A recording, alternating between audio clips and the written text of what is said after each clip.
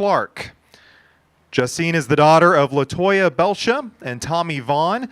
Justine plays tennis and is an FFA. She is escorted tonight by Xavier Collins, son of Dustin and Shauna Collins, and Eli Andrews, son of Jamie and Jessica Andrews. Justine Clark.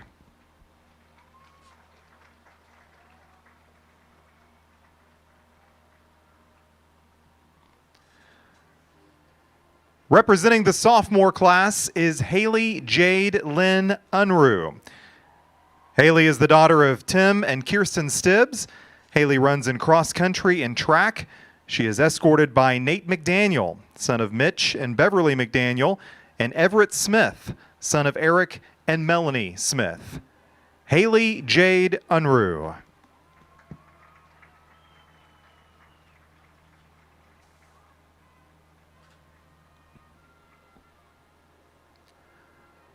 Representing the junior class is Alyssa Grogan.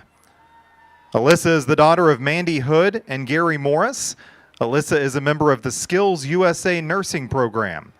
She is escorted tonight by Warren Ennis, son of Josh and Donna Ennis, and Zeppelin Gillum, son of Brandon and Tara Gillum. Alyssa Grogan.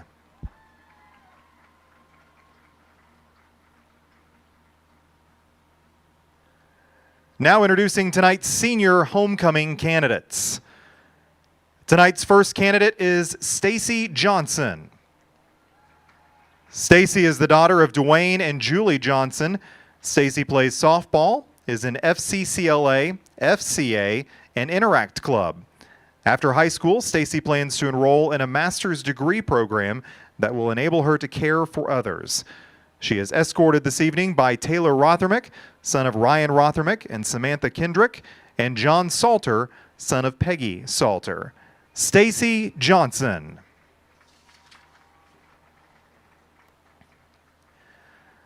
Our second candidate is Sharon Stevenson. Sharon is the daughter of Bob and Linda Stevenson. Sharon plays volleyball and basketball, is in FCCLA. After high school, she plans to attend MSU in West Plains and transfer to a university to further her education. Sharon is being escorted by Scooter Osborne, son of Justin and Christy Osborne, and Thomas Sidorovich, son of Victor and Katrina Sidorovich. Sharon Stevenson.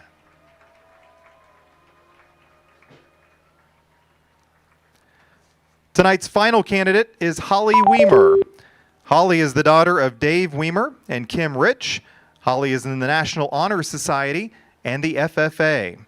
After high school, Holly plans to attend MSU in West Plains to become an elementary school teacher. She is escorted tonight by Ryan Kohler, son of Shawana Cox, and Ryan Friga, son of Tony and Laura Friga. Holly Weimer.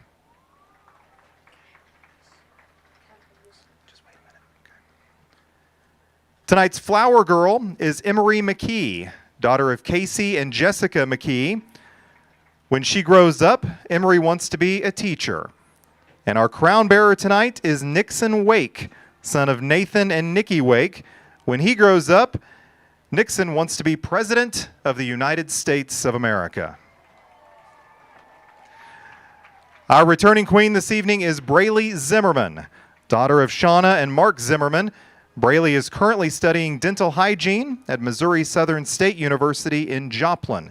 She is being escorted tonight by Gavin Ferguson and Dylan Ferguson, sons of Jason and Michelle Ferguson.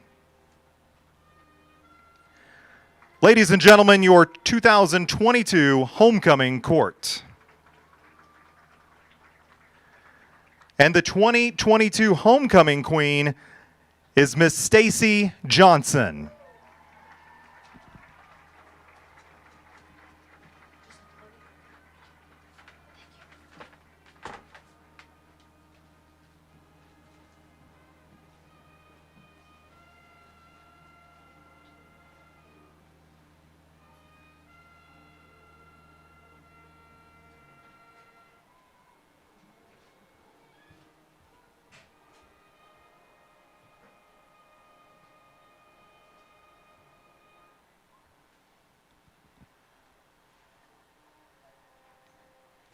give another big round of applause to tonight's homecoming court and our queen, Stacy Johnson. Thank you for your homecoming attendance tonight. That concludes our ceremony. And a big thank you to Simmons Bank for sponsoring tonight's event. Enjoy the evening.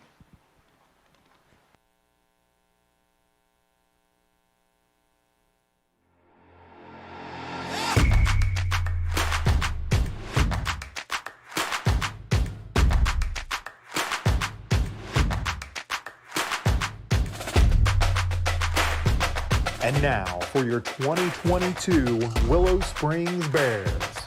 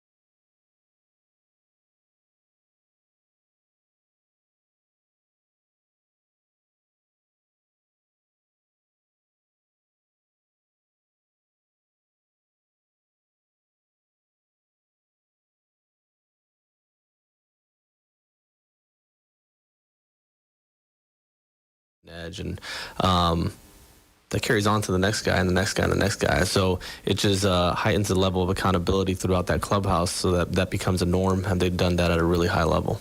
You know, I always say professionalism is contagious with this ball club, and the tradition that we've seen over the years with multiple guys who come through St. Louis, and they go elsewhere and they'll tell you it's nothing like what I was involved in St. Louis. Yeah, and I mean, that's a credit to what this organization has done for years, right? Prior to me getting here and people before me getting here, they've just, the culture here has been unbelievable, and it's set by a lot of different people, but it starts at the top, and then it trickles down into that clubhouse, and everybody's done their part in making sure that they're good caretakers of this organization. I mentioned some of the players trying to get on the roster. There are also guys who are hurt that are trying to get on the roster. So what's the latest on Jordan Hicks and Tyler O'Neill? We'll find out more on Tyler O'Neill after today. He has started a running progression. He's hitting in the cage, so he's taking swings, and we'll see how quickly we can progress that. Hicks will throw a bullpen today and another one on Sunday, and then we'll figure out next steps after that Sunday bullpen. All right, what do we look like for Game 1 against the Pittsburgh Pirates? Game 1, it should be a great weekend. We got Donovan leading off, playing second, Newborn right, Goldie at first, Arenado at third, Albert DHing, Yepez in left, Carlson in center, Molina behind the plate, and Edmund at short. All right, let's have some fun, a whole lot of fun from now through the weekend. All right, let's do it. There's Mike Claiborne with Oliver Marmol, the manager's chat, brought to you as always by our friends at Webster University. We're going to go upstairs and get our first word from the booth with John.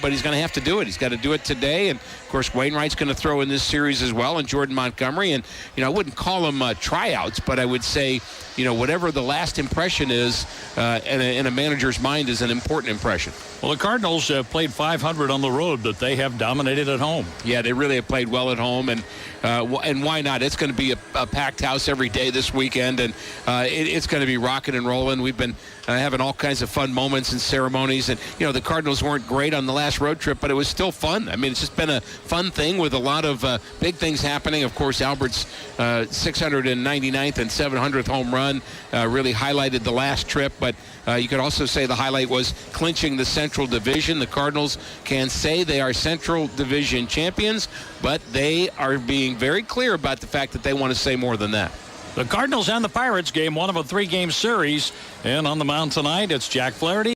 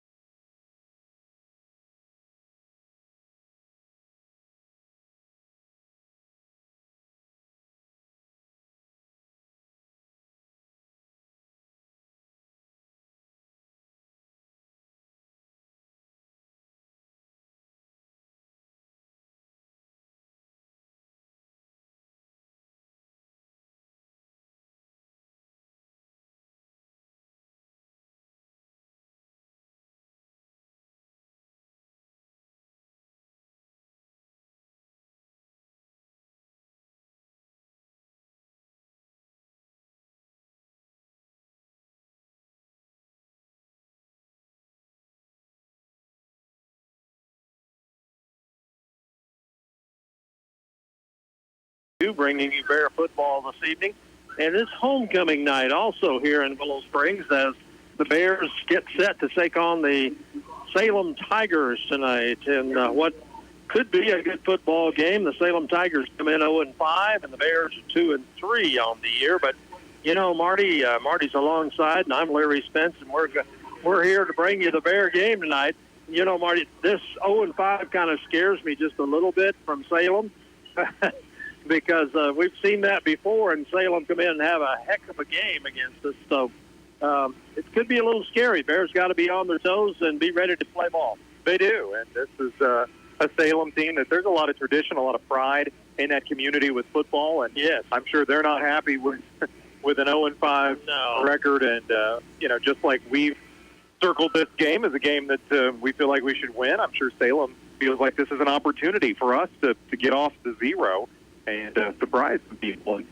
You mentioned the 0-5 scares you. The O-Zone scared me because every one of them picked Willow Springs to win this game, and I don't think any of them picked Willow to win a game all year. So that's a little concerning. But the Tigers are 0-5. They have lost their 3 SCA games. Ava 38-0, Thayer 28-6, and Houston 32-6. So it really hasn't been close in the SCA for Salem. Last year, we went to Salem. It was a close game, but the Tigers came away with the win in Salem. And I remember driving back from Dent County thinking, that's a game we should have won. Right. And couldn't get it done. Weird things happen, and it's football and turnovers, and it's homecoming, so that can go either way as far as momentum goes. And I'm sure the Bears would like to funnel that into some good momentum to start this game with. I'm sure the Bears are thinking win here, and it's very possible. Bears are senior-dominated team too, and that has help to play in and be a factor and help and give an assist to the Bears' chances tonight because the Bears seniors have been playing well this year. They really have, and that you look at that 2-3 record, but the last two games, well, really, they've lost all three of their games to state-ranked teams. Marysville was the first loss, state-ranked. Mountain Grove at the time was state-ranked. They're not anymore, but they're still getting votes, and I think they'll be back in that top 10 when it's all said and done. Maybe not next week. Maybe not next week because they're playing Liberty tonight, but by the end of the year, I think Mountain Grove's going to be up there. And Liberty from last week, you know, maybe the best team in the area. Right. I think there's no doubt about that. I think Liberty's I crown them already here before the season's just halfway over. They're that good. I understand that Ripco put on a show last week that was unbelievable. He did, and the Eagles are flying high. They're at number 9 in the state, and really, I think that's kind of underrated. Face. Yeah, it is. I think that's a top 5 team in the state, hands down. Yeah, but that kind of leads us into looking at some other games tonight, and we'll get into this one in a little more detail. But there's some really interesting games in the SCA tonight. We talk about Houston, the other 5-0 team in the conference. As much as this is a surprise, Salem 0-5, Houston 5-0 is a surprise too. Now, strength of schedule, I think, does come into play there, and it's a good opportunity for Houston tonight to prove to everybody that they are actually as good as their record says. They go to Ava tonight. So the Ava Bears have had a little bit of up and down this year, but that's going to be a good test for Houston, and I'm interested to see how that turns out. Grove and Liberty is the game of the week in our area, and you're shaking your head. You know that it is at Mountain Grove. Liberty's going to roll, aren't they? It is Mountain Grove. It's at Liberty. Liberty will roll. Ripco and the track meet will be on. I'm going to say the Turbo Clock's going to be on. That's going to be a high-scoring game, though. I think Grove will put up some points. I don't think so. I think that as good as Liberty is, they shut out Ava. They did.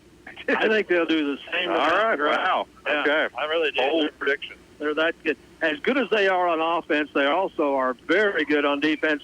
I heard the complaint this week about Liberty is that the Liberty coaches are just disgruntled because they only play their varsity half.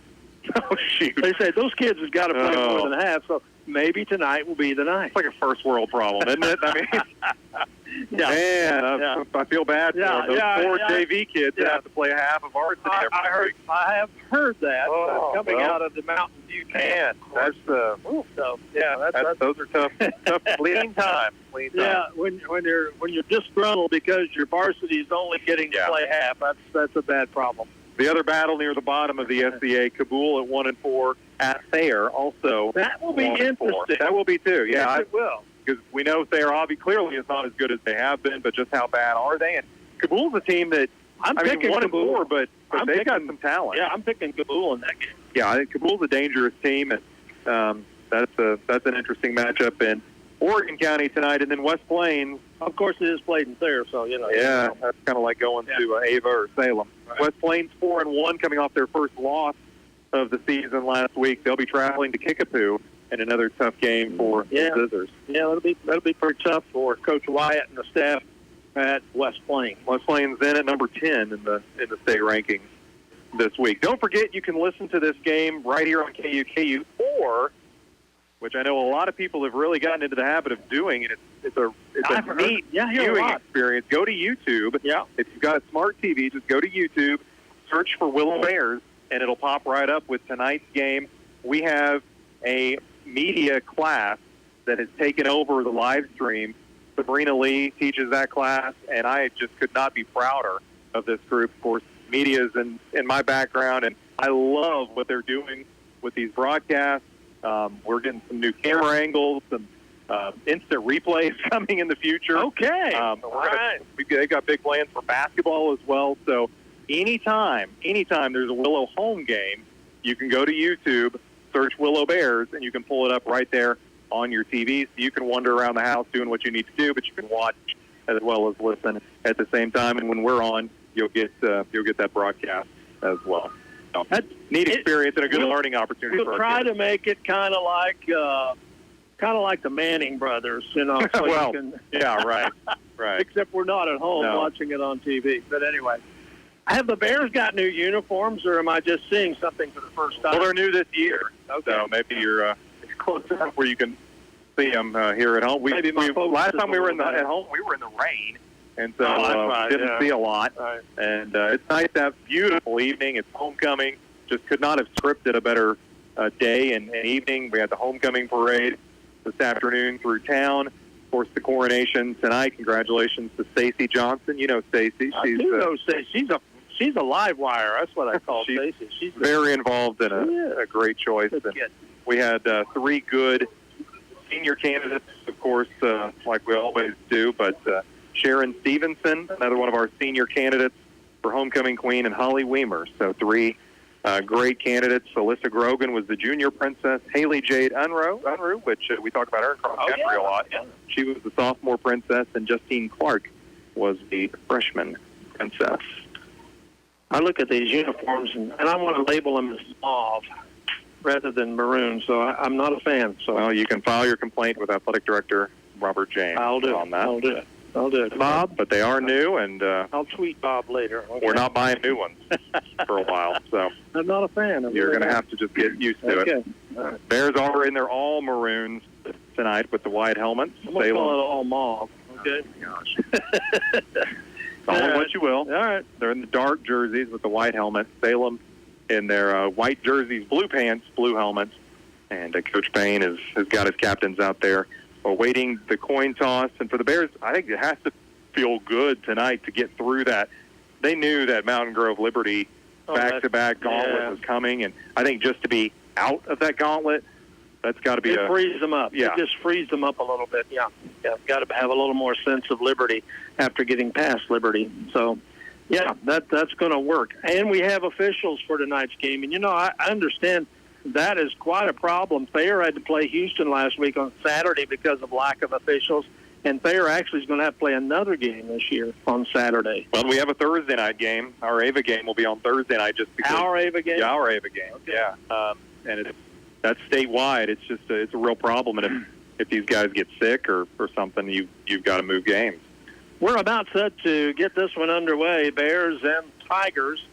Salem Tigers will receive to the kickoff from the Bears. So that's the way we're going to start this one, SCA conference game. Bears coming in at 1-2 in the SCA and looking to even up that record with a win tonight. And their senior-dominated offense hopefully can get it untracked here and get going later on. But first of all, the defense is going to have a chance to perform. For Salem, they'll start junior quarterback Caden DuBois, and senior running back Josh Owen will be their threat out of the backfield. A lot of youth and inexperience. I think Salem only brought back 4 seniors, and one of their best players was hurt early in the year. So talking to their media guys next door, they've got a lot of inexperience and a lot of young players on this varsity squad for the Salem Tigers. Dan, the man from Salem, has been there a long time, and he's seen a lot of ups and downs. One of our favorites. Like we have. Yes, he is. He's a great cohort. All right, Bears to kick it off from the 40-yard line. Salem drops 3 back deep. Deepest man is standing at the 15-yard line. It's a kind of a pooch kick taken at the 32-yard line by the Tigers, and they get it up to the 40 before they're brought down. So that's where the Tigers will put it in play, 1st and 10 at their own 40-yard line. Scooter Osborne with the kick.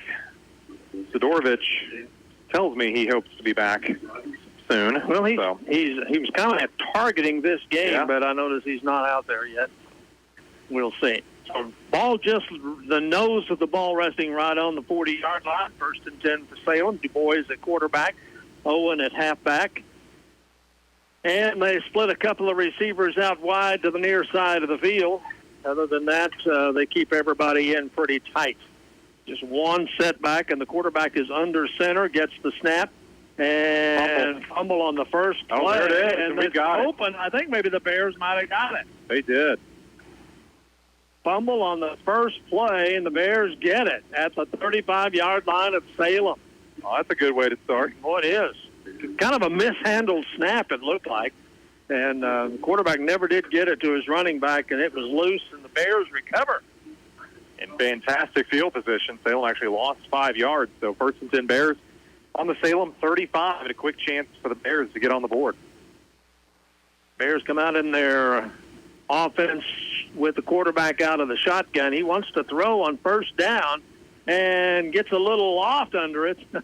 That wasn't the kind of throw he wanted, I know, and it goes incomplete down at the 20-yard line. I think it was tipped at the line of scrimmage. Might have been. And if it wasn't, it was, well underthrown. The linebacker, Chandler Brakefield for the Tigers, actually had a pretty good opportunity to get I thought we were going to have an interception after the turnover. I did, too. Second and 10 for the Bears now at the 35-yard line of Salem.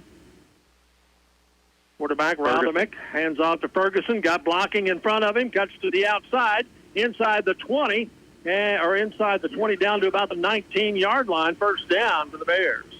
Good blocking there for Gavin. Yeah, he got a lot of room to run, and if you can give Gavin some room, he can make some guys miss. Pick up a 14 down to the 21. That's where they marked the out-of-bounds play. First and 10 Bears there. Bears might have jumped, but no call. Pass is complete inside the 20 to the 17-yard line.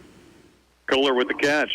Bears going to go with a hurry-up offense here. They just line it up at the 17. It'll be second down and 6 for the Bears at the Salem 17-yard line. There's the snap.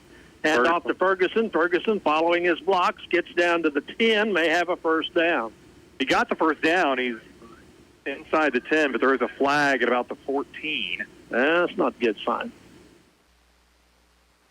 Man in the white house coming back to tell us what it is, holding Bears. So it's going to take the ball back to about the 24 if they mark it off from the 14, and it will be second down and 13. Just underway with 11 minutes left to go in this first quarter. No score. Bears have an opportunity here, picking up a Salem fumble at the Salem 35-yard line, but they have a second down and 13 after the penalty at the Salem 24. Rodemick gets the snap, keeps it, and keeps the ball. Cuts inside. He's inside the 10. 5. Touchdown! Taylor Rodemick on the quarterback draw play. He took it right up the middle. And, Marty called it when he was at about the 10. And nobody was going to catch Taylor. Good blocking, and Salem defense was confused. And Rothermick, 24 yards for the score. And on homecoming, the Bears strike first with 11 minutes still to play in the first quarter. Bears already on the board. Good start. Yeah, right at the 11-minute mark is where they score. Here goes the extra point try. Kick is up, and it looks like it might be good. It is. It is good. So with 11 minutes left to go in the first quarter, Bears break on top of the Salem Tigers 7-0. We'll be back to the Bear kickoff in 60 seconds. You're listening to Bear Football on KUKU. New fall favorites like Columbia fleece, hoodies, and flannel shirts at 20% off. Find the latest styles of Under Armour, Hook, and Life is Good apparel, all at 20% off. Check out the restocked hat wall, over 400 new hats available. And take a look at all the latest in camo, boots, and hunting gear, like the new Tacticum Reveal 2.0 cellular game camera. Stock that trophy buck from your cell phone. All this and more just arrived at Monty's Outdoors. G&W Foods in downtown Willow Springs is still your hometown grocer with a full-time butcher cutting meat to your specifications. Remember how nice it was to have your groceries bagged and carried to your car? G&W Foods has never stopped offering that to their customers. When you're hungry for lunch and in a rush, skip the fast food and head to the G&W Deli for fresh food fast. All the groceries you need and the customer service you deserve. G&W Foods in downtown Willow Springs. And welcome back to Bear Football. We're underway here in the first quarter. Bears up 7-0 on a 24-yard bump by senior quarterback Taylor Rodemick. And now the Bears have kicked off to the Salem Tigers for the second time in this game. Tigers get it at about the 20 and take it up on the return to the 32-yard line, where it'll be first and 10 for Salem at the 32 in their own territory, trailing 7-0. Du Bois, the quarterback, under center, two backs behind him this time on first and 10. Gets the snap, hands off to the first back through the fullback, and he got maybe a yard on the play, not much more. Bear defense was looking good, and the line looked like it was controlling the line of scrimmage, something that we'd sorely missed in the last couple of games. Gain of a yard. It'll be second down and 9 for the Tigers at their own 33. It was Brakefield with the carry. Chandler Brakefield. Salem comes out, splits out 3 wide receivers. The quarterback shifts to a shotgun on this play, gets the snap, rolls to his right, and is hit and dropped right at the line of scrimmage. Looked like a sweep play for DuBois, the quarterback, and he just didn't have anywhere to go. Brings up a 3rd and long. Did want to mention on that extra point that the Bears had, Tommy Sidorovich was back in kicking. So good to see Sidorovich back in there. That was his goal, was to be back in the line. That makes a big difference. We need him for those extra points. You bet. Back under center is the quarterback DuBois on 3rd and 9 for the Tigers. Gets the snap. Wants to throw. Got a little time and heaves it down there. He's got a man open, but he's out of bounds when he tried to catch the ball and then slid to a stop on his rear end on the track. So incomplete, 4th down and 9 for the Tigers. Well, he had separation, and if he could have kept him in bounds, might have been a big play for the Tigers. Could have been. Overthrown, and Salem will have to punt. Sideline pattern, and he was open. But it'll be 4th down and 9 for the Tigers. Time to punt. Bears drop back single safety at their own 35. Tigers will punt from about the 25. Following the snap, he backs up a little further. He goes all the way back to the 20 now. Gets the snap and punts it away, end over end, not too deep. Gets a Salem roll all the way down to the 30, inside the 30 to the 27. So no return on that. And the Bears will put it in play at their own 27, leading 7-0 with 9:23 left to go in the first quarter. Bears took advantage of the opportunity, Marty, they had in the first possession and put it in the end zone. So hopefully they can keep that up with their offense back where they can roll here. Offense looked really good on the first drive, and Rothermick and Ferguson, we'll see what they can do in the second chance here. Wide receivers, 3 of them, 2 on the near side, 1 on the far side. Rothermick in the shotgun, man in motion to the right. Just hands it off to the Ferguson, and Ferguson rumbles for about 10 up to near the 37-yard line. Just took on a Tiger one-on-one about 8 yards into that run and just ran him over and got another 3 yards. So good run by Ferguson, who's 2 carries, 15 yards on the first one. That looked like that was about 12 there. 1st and 10 for the Bears at the 38-yard line. The throwing a little slant pattern was dropped.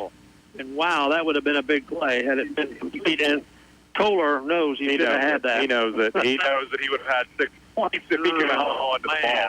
A little slant pattern, and Kohler juggled it, couldn't quite hold on, but he would have been off to the races had he been able to. I'm sure Ryan's saying, let's do that again. I want a do-over. 2nd down and 10 now for the Bears from the 38. Snap of the football. Rothermick keeps. He's hit from behind and rolls for about a yard gain. Good pursuit by the Tigers that time. They were able to stay on Rothermick, and he couldn't quite outrun the big linebacker. Gain of a yard on the play to the 39. It'll be 3rd down and 9 for the Bears. They've got to get to near midfield for that first. 4 wide receivers this time, 2 on each side of Rothermick. Man in motion to the right. And where did that play go? We're going to blow it dead. Okay. Ferguson had the ball on a sweep, but the officials didn't like that one from the start. I'm going to say it's probably a legal motion, and it is on the Bears. We'll take the ball back to the 34 and bring up a 3rd and 14 for the Bears. So 2 penalties here in the first quarter, both on the Bears. Kind of dug themselves a little hole here. 8:30 left to go first quarter. Willow up 7-0, but this drive stalling out. They have had a first down here, but this series of downs has not gone well in the first 2 anyway. This is the 3rd down call here, 3rd and 14 from the 34. Need to get to the 48 for a first down. Rothermick out of the shotgun, 4 wide receivers for him, man in motion again. And Rotherham keeps, steps up inside, now just takes off, and he gets up to the 40-yard line before he is tackled, but he's well short of a first down. Pickup on the play of 6, but he needed 14. Had the option and just tucked it and tried to get what he could out of it and made a nice little run, but Salem, playing some good defense, knew where they needed to corral him to and were able to contain Rotherham. So a punting situation for the Bears with 8:19 left to go here in the first quarter. Bears will be punting it away. Leading 7-0. No, there was a hold on that play, too. Okay. Didn't see that. So that'll negate that run and give the Bears another crack at a third down here, but it'll be third and longer than it was the first time. They declined it. So the Bears will still be punting. Unless they want to get creative, and Coach Payne wants to gamble here in the first quarter. I don't know that you'd want to do that. Fourth down and less than 8 at his own 40. We'll see. They do show punt. They have faked punt before. Saw that against Mountain Grove. Ferguson to punt. Single back deep for the Salem Tigers. jumped. And Salem got offside. So that might change things. That make it that's a lot more doable. Fourth down about 4 now. Or fourth down and 3, I guess. Salem pointing at the Bears. And they may be right. Yeah. Okay. I'll start on the Bears. Well, penalties are playing a role here. Bears they killed this drive. Yeah, they did. Just flat stabbed it. Be 4th and 13 now for the Bears.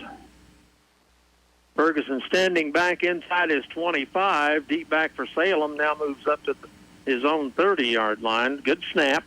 And he gets the end-over-end punt away. Taken on the fly at the 35 by the Tigers. He skips the tackle at the 50, down to the Bear 46-yard line. So good run by the Salem Tigers on the run back of the punt. It was he caught it on the fly, Marty, and took off. Jamal Metcalf, the 5'11 junior for the Tigers. Nice return. There is a flag. Duco, somebody absolutely laid him out on the towards the end of that run by Metcalf, and we'll see if that's blocked. Yeah, that's an illegal block on Salem. That could have been it. I think that was it. Duco. And so that'll move them back a little bit, another 10 yards. So put them back in Salem territory, and the Tigers will start their drive at about the 48. 1st and 10 for the Tigers. They've gained some field position from the exchange of punts. Trailing the Bears 7-0, but the Tigers have their best field position here in the opening quarter. Striped shirts are taking some time here. Let's see. They got the ball where they need it? No. Going to mark it back 5 more and take it all 15-yard penalty. Take it all the way back to the 44-yard line. So instead of the 49, it's at the 44. Maybe 1st and 10 from there for the Tigers. Salem's first penalty of the night. 1st and 10 Tigers. Ball at their own 44. I think we're ready to play now. Du Bois under center this time, gets the snap, fakes the handoff, keeps the ball. He's in trouble. Down he goes for a loss on the play. Good job by the Bear defense. They were all over that. Gavin Ferguson was the first one to make the hit, and he got some help after that from Isaac Murphy. No gain on the play. It'll be 2nd down and 10.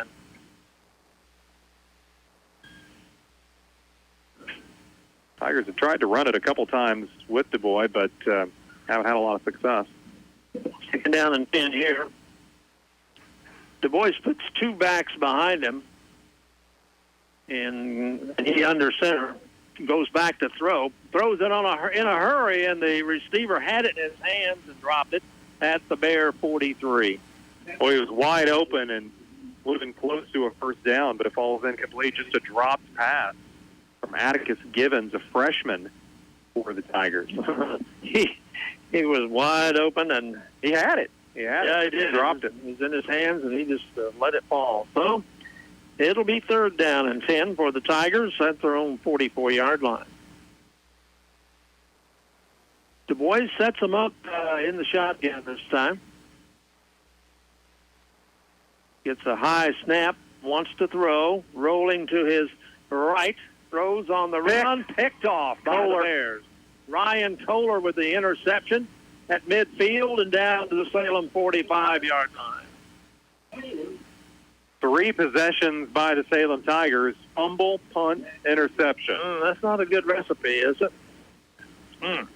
Bears will take it in Salem territory, and another good opportunity to get on the board, leading 7-0 with 7 minutes left to go in the first quarter. Kohler is such a good athlete.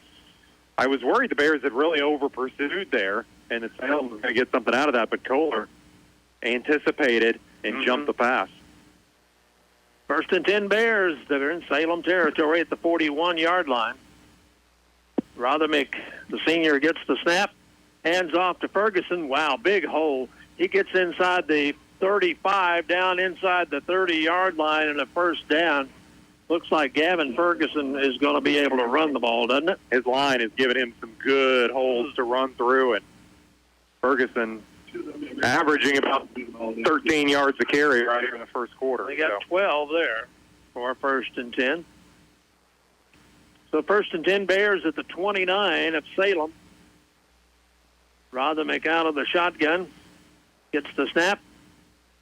Hands off again. This time Ferguson bottled up a little bit. First time they've stopped him all night. Give him no gain. It'll be 2nd down and 10.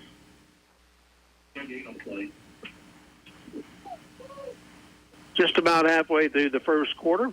6:25 left to go in the, or 6:32 left to go in the first quarter. Bears leading 7-0. Rothermick out of the gun, gets the snap. Quick throw over to the near side. And dropped. Incomplete. A little in front of him. Off the fingertips of Ryan Friga. And honestly, might not be the worst thing because Friga had people on him as he was trying to make the catch, and that was right at the line of scrimmage. So not sure we would have gained a whole lot of yardage there, and Bears will try it again. Definitely in 4-down territory here. Well, it's 3rd and 10 here from the 29. There's the snap. Hand off to Ferguson. Ferguson cuts it to the right, goes down into the 25-yard line. Pickup of about 4 on the play. There's a flag. 4th down and 6, and another flag. Is it going to be one of those kind of games? Boy, it's been one of those kind of quarters. If this against the Bears, this will be their 5th penalty of the quarter. I mean, we're not even to the halfway point in the quarter yet. They're standing at the number 5, and it is. Yeah, standing at the 26. I'm assuming it's a holding call. Yep. So that'll move the Bears back to about a 3rd and 20. Yeah. Well, depending on where they mark the hold at. Well, I made it at the 26, so I'll take it back to the 36, and they've got to get to the 19, so it'll be 3rd and 17 for the Bears. 5 penalties in the first 6 minutes for the Bears, so they're averaging about a penalty a minute. That's something they're going to have to clean up. 3 wide receivers on 3rd and 17. Rothermick gets the snap. Got some time, throws to the man running out of the backfield. Ferguson cuts it downfield. Ferguson's at 20 and gets hammered right there. But he was close to a first down, so it's going to be 4th and short if there are no flags on the play. Gavin, that's the 2nd time tonight that if there's a man in front of him and he just goes at him, he's going to get that extra yard or 2. And Bears are in a hurry-up offense here on 4th down and a yard to go. A little over a yard. Rothermick gets the snap. Hands off to Ferguson. First down, Bears. Ferguson upended it about the 14, but he got all he could on that play. Just a little quick hitter. I love that hurry-up offense. Went over the top, and now he's down a little bit. That was a brutal low hit that kind of sent him flopping over the defender. So yeah, he is a slow to get up this time. So players are going to take a knee, and that's somebody the Bears cannot afford to lose. We'll take a 30-second timeout here for injury. We'll be back in 30 seconds. You're listening to Bear Football on KUKU. Since 1883, West Plains Bank and Trust Company has been a reliable partner to area farmers. Working the land has and always will be key to the success of our area economy. When it's time for new equipment, additional land, or a herd expansion, we can tailor your loan to ensure growth for future generations. West Plains Bank and Trust Company, member FDIC. And welcome back to Bear football here on KUKU, an injury timeout. And the injured player is Gavin Ferguson, who you wouldn't want that to happen to anybody, but for Bear fans, that's especially rough because he is leading runner in the ball game. Really has been the stable force of the offense all year, working on his legs, it looked like. Now they're going to help him up, and he does get up on his own power. His right leg. They're gonna help him off the field. Yeah, he's not putting much weight right now on that right leg, and he'll be helped off the field. And just talked about how tough Ferguson is, and he's taken some blows tonight. And he went over the top on that one. Coach Payne and Coach Henley will get him to the sideline where they'll have him looked at. In the meantime, it's back to football. Well, it's a first down for the Bears at the 15-yard line of the Tigers. A couple of score updates. Liberty leading Mountain Grove 7-0. Kickapoo leading West Plains 7-0. And Houston leading Ava 7-0. Uh-oh. First and 10 here from the 15. Hand off to the running back. He cuts into the middle, down to the 6-yard line.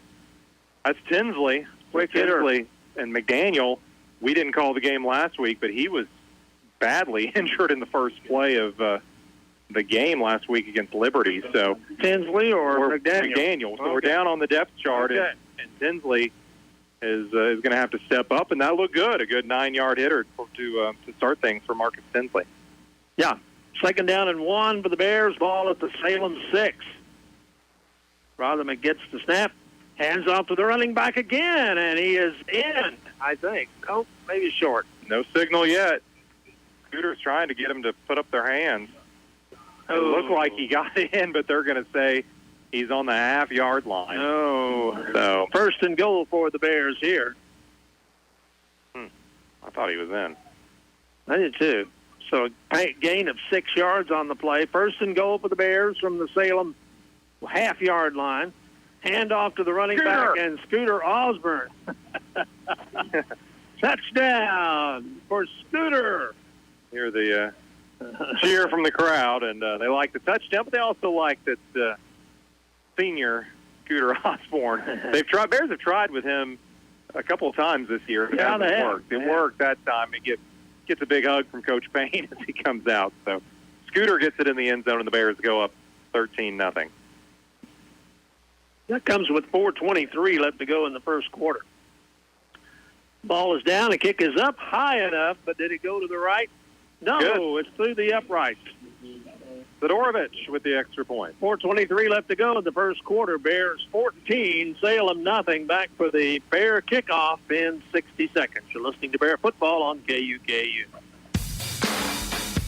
Gentleman Jim's Wrecker Service in Mountain View and Willow Springs is proud to support our local sports teams. If you need a tow, call Gentleman Jim's. They are bonded and insured and have the equipment to complete any job from small cars to semis. So if you break down or need a tow for any reason at all, pick up the phone and give them a call at 934-6594. Gentleman Jim's in Mountain View and Willow Springs. Give them a call anytime you need a tow. The team at Ozarks Healthcare Orthopedics and Spine is focused on your athlete's health. That's why there's a doctor on call 24 hours a day, 7 days a week to care for the unexpected injuries.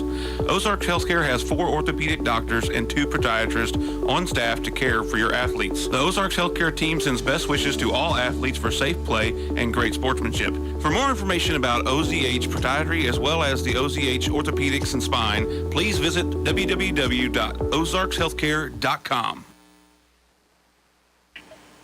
Back for the Bear kickoff, line drive kick taken at the 21-yard line by the Salem Tigers up to the 30, 35, 40, and a good run back all the way to the 45-yard line for the Salem Tigers. Bears have been dominant in this first quarter, but that's an area that Salem has looked pretty good at is returning kicks. Yes. There goes Gavin Ferguson back in the game. He's hobbling out there, but limping a little bit. He's going back to his linebacker position, and Gavin did not stay out of the game very long. 1st and 10 for the Tigers. Ball off their own 45-yard line. 4:17 left to go in the first quarter. 3rd possession for the Tigers. Du Bois at quarterback in the shotgun this time with 4 wide receivers. Gets the handoff to the running back who steps backwards, and that was a wrong thing to do. The Bears were there to cover it. No gain, little loss on the play. Brakefield lost a couple. Or Owen, rather. Josh Owen? Not Josh. Not Josh? Okay. They say a loss of a yard on the play. So actually, it is Josh Owen. I Sorry. thought it was. Sorry. Thinking of Willow Springs' own Josh Owen. But yes, Josh Owen of Salem lost a yard. No S on the end. Right, just Owen. 2nd down and 11 here as Du Bois in the gun puts 4 wide receivers out again on 2nd and long. Gets the snap. Going to throw over the middle. Almost picked off again.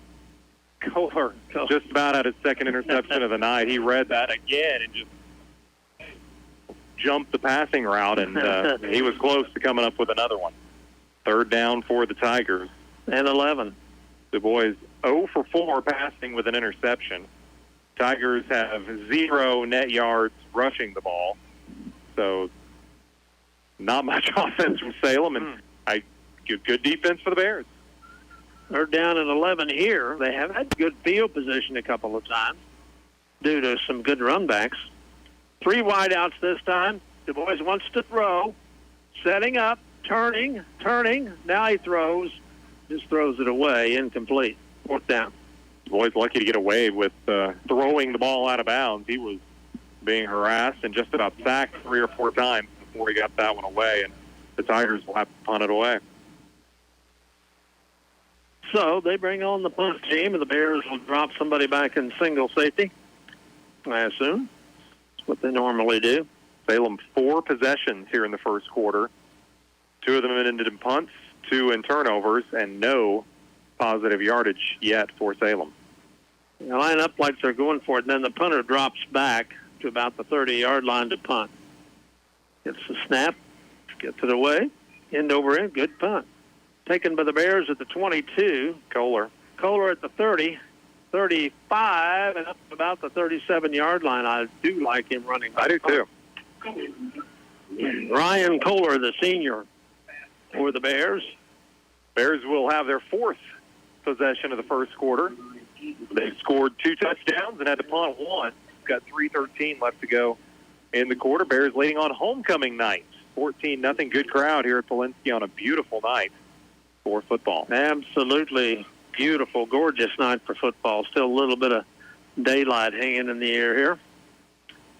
Clear night. Rothermick at quarterback. 3 wide receivers in the shotgun. Hands off to the running back, and nothing going there. Ferguson took the handoff. Man, lost a yard. I appreciate Ferguson's toughness, but I'm not sure he shouldn't just Coach Payne might just let him take a little break till halftime at least. Maybe. Yeah. Bears, have been doing fine on offense, but here we go. 2nd and 11 now for the Bears after a loss of a yard on that play. Rothermick gets the snap, keeps it. Just a quarterback keeper, cuts to the outside on the sidelines on the far side, gets the 1st down to the 50-yard line. About a 15-yard run for Taylor Rothermick.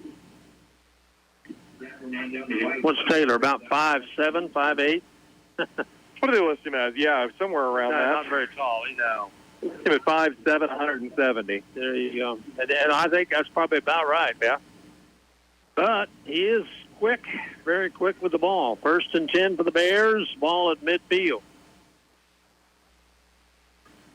Rothermick out of the gun. Gets the snap of the football, wants to throw, got time, comes to the near side, the back in the backfield, Tinsley, and he gets about 5 on the play, or maybe 10. He gets into Salem territory and all the way down to about the Salem 45. That's going to be close, but about a yard short of a 1st down. I think Tinsley was sort of the safety valve there. Tinsley's got some speed, and he's a good kid if you can get him out in the flat. Second down and short 2 for the Bears from the Salem 41-yard line. Snap, fake handoff. Rotherman keeps trying to go around the outside, but they've hemmed him in right at the line of scrimmage, so no gain on that play. Holding on the Bears. Whitehouse was very quick to call that. The flag is deep in the backfield. Well, that's not good either. That'll be a deep penalty. It'll be about 15 yards from the line of scrimmage if that's where they mark it off from the 46 where the flag is. Bears had 6 penalties here in the first quarter. Minute 41 to go in our first frame. Take it back into Bear territory and put the ball in right at the Bear 45. They've got to get to Salem 39. A couple of score updates. Liberty and Grove 7-7 now. Houston leading Ava 6-3 in that one. Bears on second down and long. Rosmick wants to throw. He's going for the long ball. Got it out there. Oh, man, almost complete twice. The Bears had 2 receivers in the area. Double covered was Kohler. But somebody coming from the far side almost caught it after Kohler bobbled it. But it's incomplete. Kohler he bobbled it, just couldn't quite. It would have been a spectacular catch.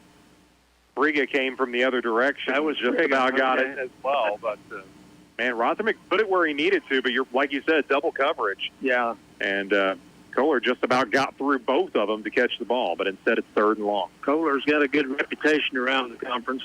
Other teams know him. 3rd down and long for the Bears. 3rd down about 17. Fake handoff. The running back is going backwards, and that's not going to work. Ferguson had no chance. Nowhere to go. Tigers read that and dropped him for about a 5-yard loss on the play. Take him all the way back to the Bear 40-yard line, and it'll be 4th down and 20 for the Bears. So a little punt on their 4th possession. 2 punts, 2 touchdowns for the Bears, leading 14-0 with a minute left in the first quarter. We'll have your fall sports focus coming up at halftime, along with scores from around the area. Some good games tonight underway. Bears to punt. There's a snap, and there's the kick. High, not too deep. Taken by the Tigers at the 25, 30. Oh, and a good tackle at the 34-yard line. Metcalf with the return. Caden Woolsey, the freshman, made a nice open field tackle. Gets slaps on the back from the coaching staff for that one. He'd probably be the 4th guy on the depth chart, probably 2nd guy tonight if Ferguson not available, but Ferguson is back in there. He's back in there, but minus yards for Ferguson after that injury. After he got hurt, yeah. 1st and 10 for the Tigers. Ball at the 35-yard line. They're trailing the Bears 14-0, and 35 seconds left to go in the quarter. This might be the last play, the first quarter. Du Bois in the shotgun this time. 3 wide receivers. Gets the snap. Hands off, or keeps the football. Getting a little yardage. He's got 5. He's got 8. He's got 10. He's got 10 yards all the way up to the 45-yard line for a 1st down. Tigers' first down. It's their first positive yards of the night. The boys did a nice job creating some running gaps there and getting a 1st down. 11 yards on the pickup to the 46-yard line. 1st and 10 for the Tigers. They're in their own territory. 20 seconds left to go in the quarter, so we'll probably get this next one off. Next play off before the end of the quarter. The boy's under center this time. He kind of alternates, hands off to the fullback, and traditional I formation it was. The fullback got the ball, maybe a yard on the play. That's about it. Clock stops. Was there a flag on the play? Yes, there was. Yeah, we'll see what that flag's about. Illegal shift on the Tigers. Okay. That's only their 2nd penalty of the quarter. Takes the ball back to the 41, and will be a 1st down and 15 for the Tigers at their own 41-yard line with 2 seconds left to go in the quarter. So Definitely this will be the last play of the first quarter. Been a good quarter for the Bears. Plenty of time taken here by everybody concerned. Play clock is late in starting, so we've still got 20 seconds on it. And the Tigers getting the player in late. They had a sideline, probably the guy bringing the play in. First and 15 for the Tigers at the 41-yard line. Du Bois under center. Gets the snap. Hands off to the running back. He got 3 on the play up to about the 44, and that's the end of the first quarter of play. With the score, Willow Springs 14, Salem nothing. We'll be back for the second quarter in 60 seconds. You're listening to Bear Football on KUKU. For the next few seconds, picture yourself retired. What do you see? What sounds do you hear? How do you feel? Whenever you picture your retirement, planning early is the best way to make it happen. I'm State Farm Agent Justin Shelby with offices in Houston and in West Plains. I can chat with you about the kind of retirement you want and then help you find the best ways to save for it. A little today can go a long way tomorrow, so let's get started now. Call me, State Farm Agent Justin Shelby, serving all of southern Missouri and northern Arkansas. And picture yourself a happy retirement. Like a good neighbor, State Farm is there. Cox Health Center is proud to support our Willow Springs Bears. It's the mission of Cox Health Center in Willow Springs to be the best for the community we serve by showing safety, compassion, respect, and integrity. As part of that mission, our nurse practitioners are offering extended hours on most days, opening at 7:30 a.m. and closing at 6. Cox Health Center in Willow Springs, located on Main Street next to Booster Field. Second quarter getting underway here at Polinsky Field on a homecoming night. Beautiful night for football. Bear fans are enjoying the game so far as they're up 14-0 as we start the second quarter. Salem has a second and 13 at their own 43. Du Bois out of the shotgun. Start the second quarter, gets the snap, fakes the handoff, rolls to his right, got a lot of running room, and he's got a first down into Bear territory and all the way down to the 40-yard line. And a flag, and I think probably call a horse collar on the Bears. To tack on to the end of that run would be my guess. Ball like is the right. Bear defender got the collar of the quarterback. Ball's down at the 40-yard line of the Bears, so if they tack it onto that, it'll be the deepest penetration yet for the Salem Tigers. Yeah, Salem's figured some stuff out with Du Bois running the ball. He's been able to get lots of running room here on these last couple of possessions. Horse collar on the Bears. Not sure why they ran back to I'm not sure why they went the other Salem way. huddle, but trying to move Salem up, I think. Well, lots of discussion here. There is a reason that we have need for officials sometimes. Well, there are 5 of them out there, so they're all communicating. The white hat is the leader of the band. I think you just take the ball down to the 25-yard line, call it first and 10 for the Tigers. That's what they're going to do. It's pretty simple. I think maybe they've got a little problem doing math. I don't know. No, we won't judge them on that. No. Take the ball down to the Bear 26, 15-yard penalties.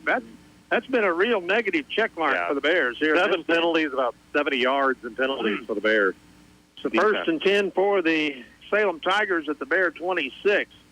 Snap of the football, Du Bois hands off late to the running back who skips a tackle and gets out of bounds. I think he did at about the 23-yard line. Gain of about 3 on the play. Never did get out of bounds. Josh Owen on the far sideline. The official kept the clock running. Look at about 3 yards on the run. Second down 7 from the Bear 24-yard line. This Tiger offense that had 0 positive yards for the entirety of the first quarter, all of a sudden picking up first downs and picking up chunks of yards at a time. They're not trying to throw. That's one key component. Their passing game wasn't doing it. Du Bois out of the shotgun. Or no, he goes under center this time. 2 backs behind him in the eye. Gets a snap. Now he wants to throw out of that. He's going to run. Yep. Takes off and is hit and dropped after getting about a yard on the play. Bears helped out by the Tiger lineman who the boy just kind of ran into, and that stopped his momentum, allowed the Bears to catch up and make the tackle. We'll call it a gain of a yard, still 3rd and 7 from the Bear 23. Definitely 4-down territory for the Tigers. It's by far their best field position of the night, and a chance to get the red here and tighten this 14-0 score up. Du Bois goes back under center. 2 backs behind him. There's the fake handoff. Du Bois keeps running around the near side, and down he goes. Good pursuit that time on the sweep by the quarterback. He came to the left side, and the Bears were there for him. Tinsley with the tackle. Marcus Tinsley having a good first half. Probably maybe a yard gain on the play.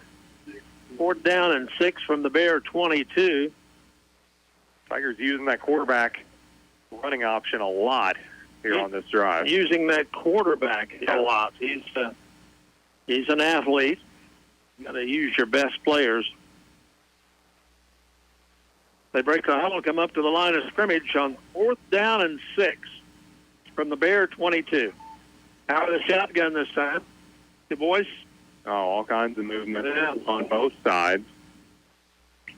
Back judge threw it. Through Bears the flag. are flapping that the Tigers jump first, and they did. That'll be a 5-yard penalty on the Tigers. Only their 3rd penalty of the half. Take the ball back to the 27 and bring up a 4th down and 12. 9:23 to go, first half. Bears leading 14-0. Salem with their best drive of the game, but now facing a 4th and long. Kickapoo up on West Plains 14-0. Salem breaks the huddle here on 4th down and 11 from the Bear 30 or 27. Quarterback goes under center this time. Oh, the Bears jump this time. They got him right back. We'll wait for the official signal, but the Tigers are confident that that's the penalty. Bears were all over the Tigers there on the right side of the line. They'll move it back 5 yards. Offsides on the Bears. Take it back to the 22. So it'll be 4th and 6 like it was 2 plays ago. 8 penalties on the Bears. Still lots of time here in the first half. Homecoming. The Bear Pride Band will be performing at halftime. Hey, Bear Sports Focus, too. And the Fall Sports Focus, you bet. We'll crown another Athlete of the Week. Salem hurries to the line of scrimmage here on 4th down and 6 out of the gun. Du Bois wants to throw. Over the middle he goes. Knocked down by the Bears. Incomplete. And I don't know if he was trying to knock it down or intercept it, but Friga heads up anyway just to deflect it and get it out of there. Because that's the better field position for the Bears is to take that 20 yards and take over where Salem loses it. So the Tigers still have not completed a pass, and they turn it over to the Bears on downs with 9:18 to go in the second quarter. 1st and 10 now for the Bears on the change of possession, and they're at their own 22. Rothermick at quarterback. Man in motion to the right. Rothermick keeps. He's got 5. He's got 10. He's got 15.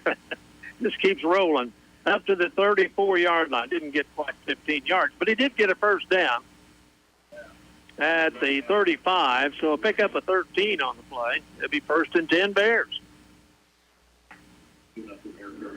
Bears hurry up offense quickly to the line of scrimmage. Rothermick, 3 wide receivers, gets the snap, throws to the near side, kind of lofted it up there. Friga got it. Friga's going down the near sideline. If nobody can catch him, he's in. He's at the 20, 10, 5. Touchdown! Ryan Friga, no flags on the play. Rothermick to Friga, 65-yard touchdown. Rothermick kind of had to that pass, and the Tigers over-pursued, and it looked like it might be a busted play, but when they over-pursued, as soon as Friga got past that initial line, he was golden. Yep. 8:41 left to go in the half. The Bears tack on 6 more on a 65-yard touchdown pass from Friga, or to Friga from Rothernick. Ball is down for the extra point kick. Kick is up high enough and long enough, and it's good. So with 8:41 left to go in the first half, Willow Springs 21, Salem nothing. Back for the Bear kickoff in 60 seconds. You're listening to Bear Football on KUKU. If you own one truck to a fleet of trucks, TLG Peterbilt understands that when you have one broke down, it's more than lost time. Here at TLG Peterbilt, uptime all the time means we have the right parts for all models of trucks and trailers to get your truck back on the road and your drivers home for the game. Hey, this is Damon with TLG Peterbilt in Willow Springs. We proudly support our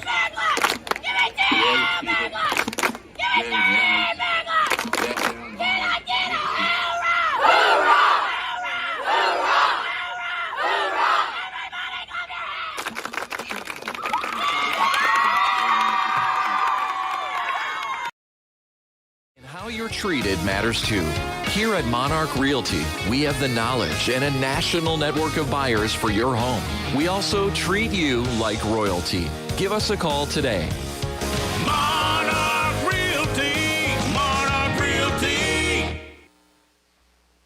8:41 left to go in the first half. Bears leading the Tigers here 21-0. And the Bears prepare to kick off to the Tigers.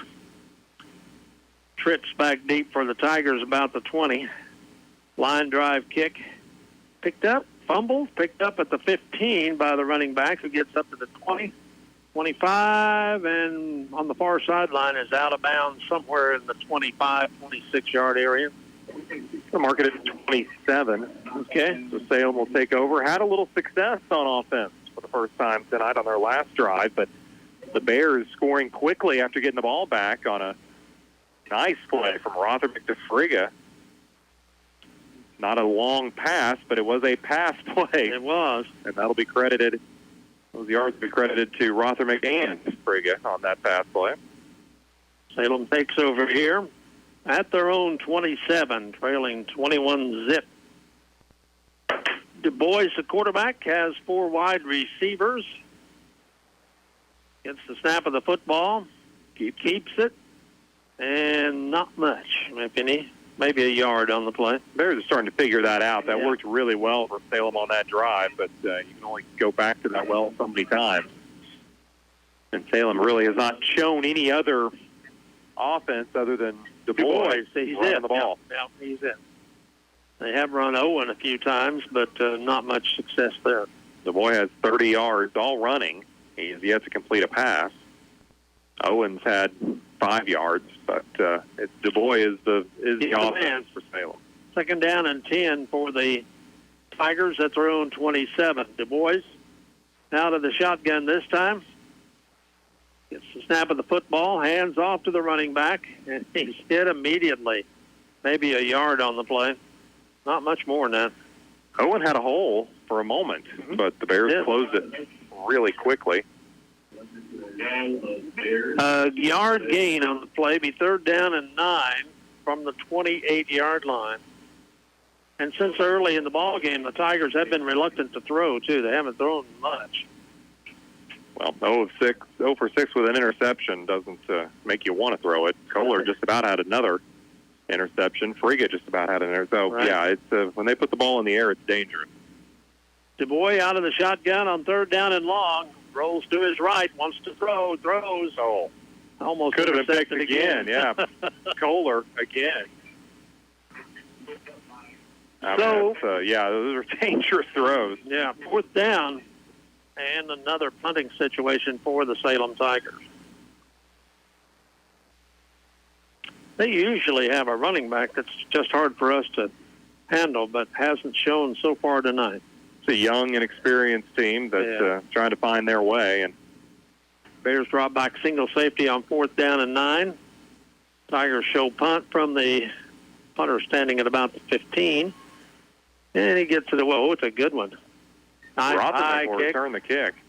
Rothernick picks it up at the 40, 45, 50, and into Salem territory at the 49.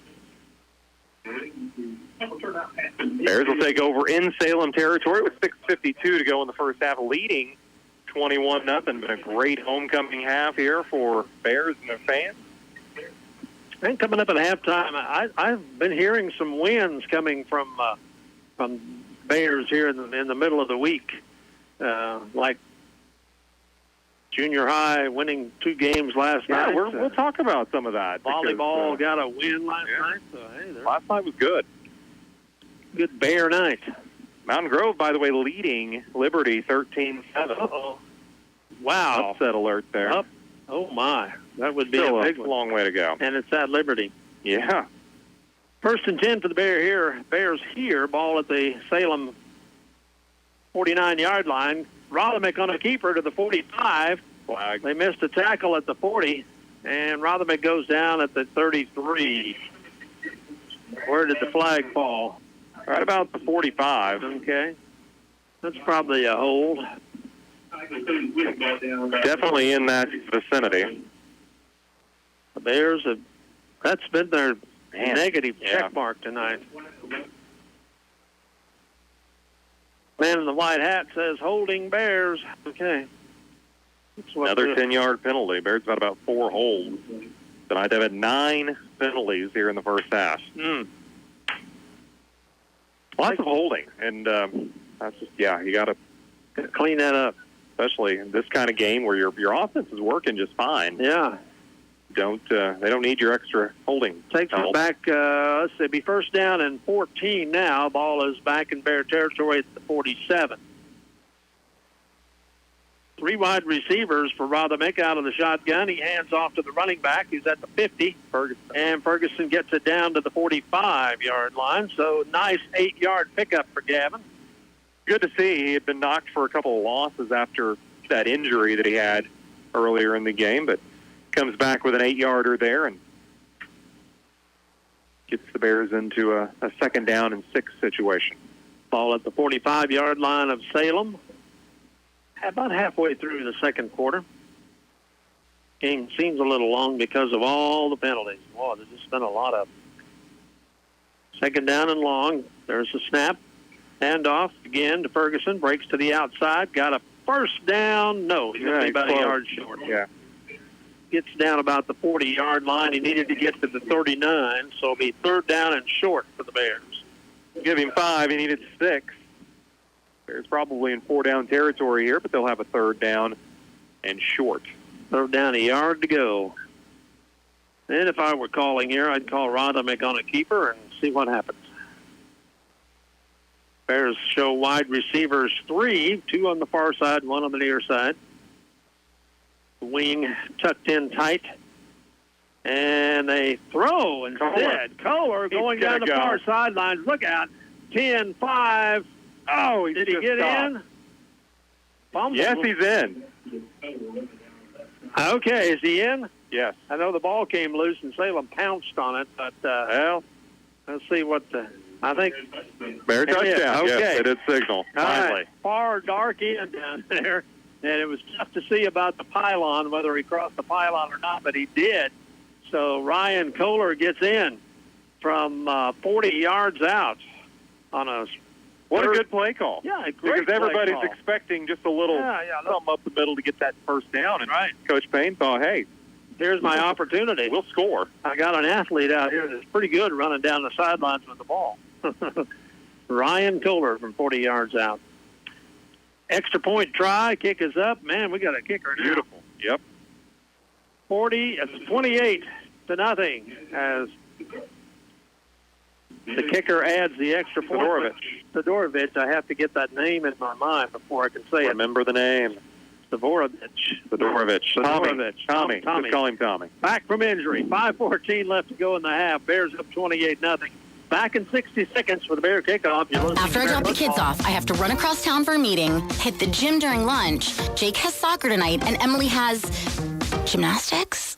Oh, did I turn on the crock pot this morning? With a never-ending to-do list, it's easy to forget something important, like setting up a life insurance plan with Shelter Insurance. Your local Shelter agent can show you how to create a safety net for your family. Shelter Life Insurance Company, Columbia, Missouri. For all your auto, home, life, and business insurance needs, see Shelter Insurance Agent Robert Hollis. The team at Ozarks Healthcare Orthopedics and Spine is focused on your athlete's health. That's why there's a doctor on call 24 hours a day, 7 days a week to care for unpredictable injuries. Ozarks Healthcare has 4 orthopedic doctors and 2 podiatrists on staff to care for your athletes. The OZH team sends best wishes to all athletes for safe play and exceptional sportsmanship. For more information about OZH Podiatry as well as OZH Orthopedics and Spine, visit ozarkshealthcare.com. That'd be a challenge. Maybe. We're back. The Bears kick it off to Salem, and look out. Salem's going to run it down the sidelines for a score. All the way. Got a little blocking. No flags on the play. No. Boy, that's an 80-yard run on the kickoff, and the Salem Tigers get right back in the ball game with a touchdown run on the kickoff. That's been their best plays of the night. Has been on kicks. Matthew Stokes runs it all the way back for the Tigers. He looked like a track star running down the far side of the field. Nobody could catch him. And he puts the Salem Tigers on the board with 5:02 left to go in the first half. Scratch that, Campbell with the touchdown for the Salem Tigers. Rutledge. Everett Campbell. Correct himself, and you too. So, yeah, well, all right. I was listening to Rutledge, and that's what that gets you for listening to Rutledge. Point after is good. Point after is good. Tigers put it on there, so it makes it 28-7, but 5:02 left to go in the first half. So, Sean, we're right back. We're right back with the Salem kickoff in 60 seconds. You're listening to Bear Football on KUKU.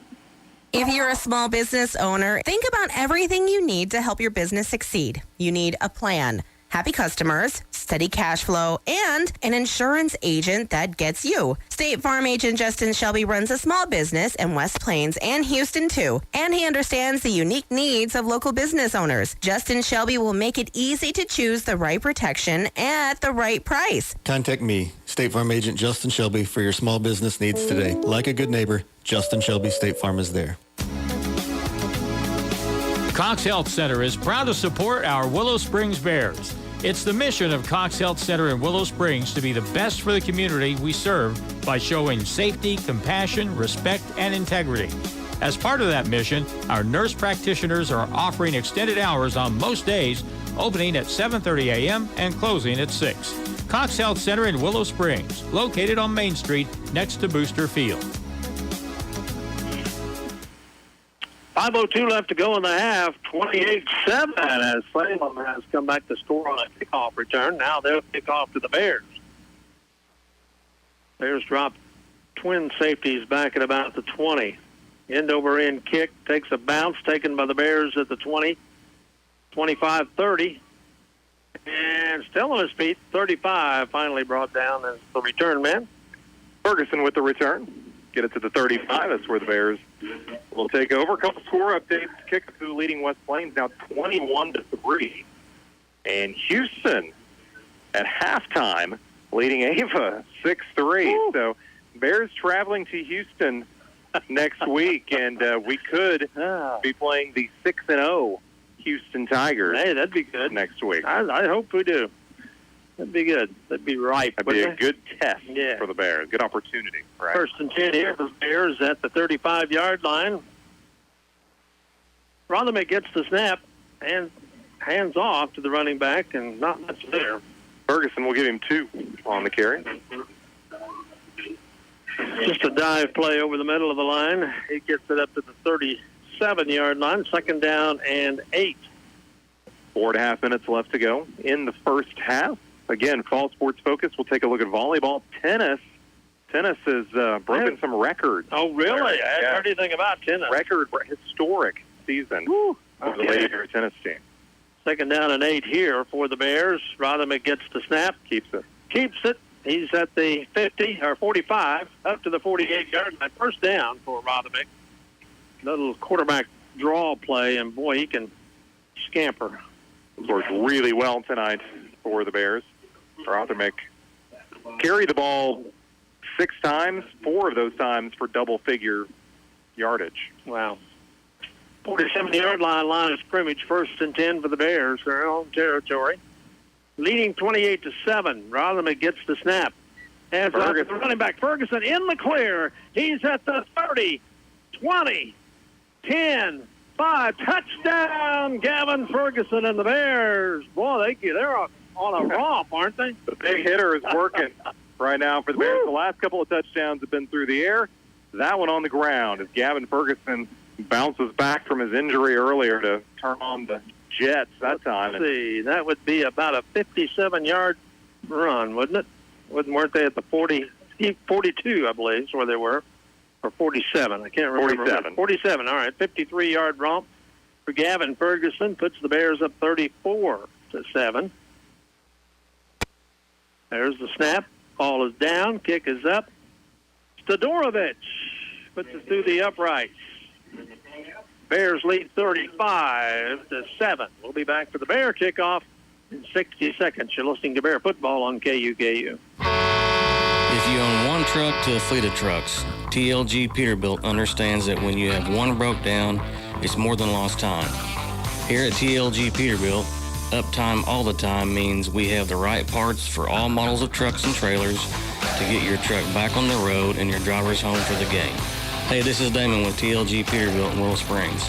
We proudly support our Willow Springs Bears. Visit us at tlgtrucks.com or on Highway 60 in Willow Springs.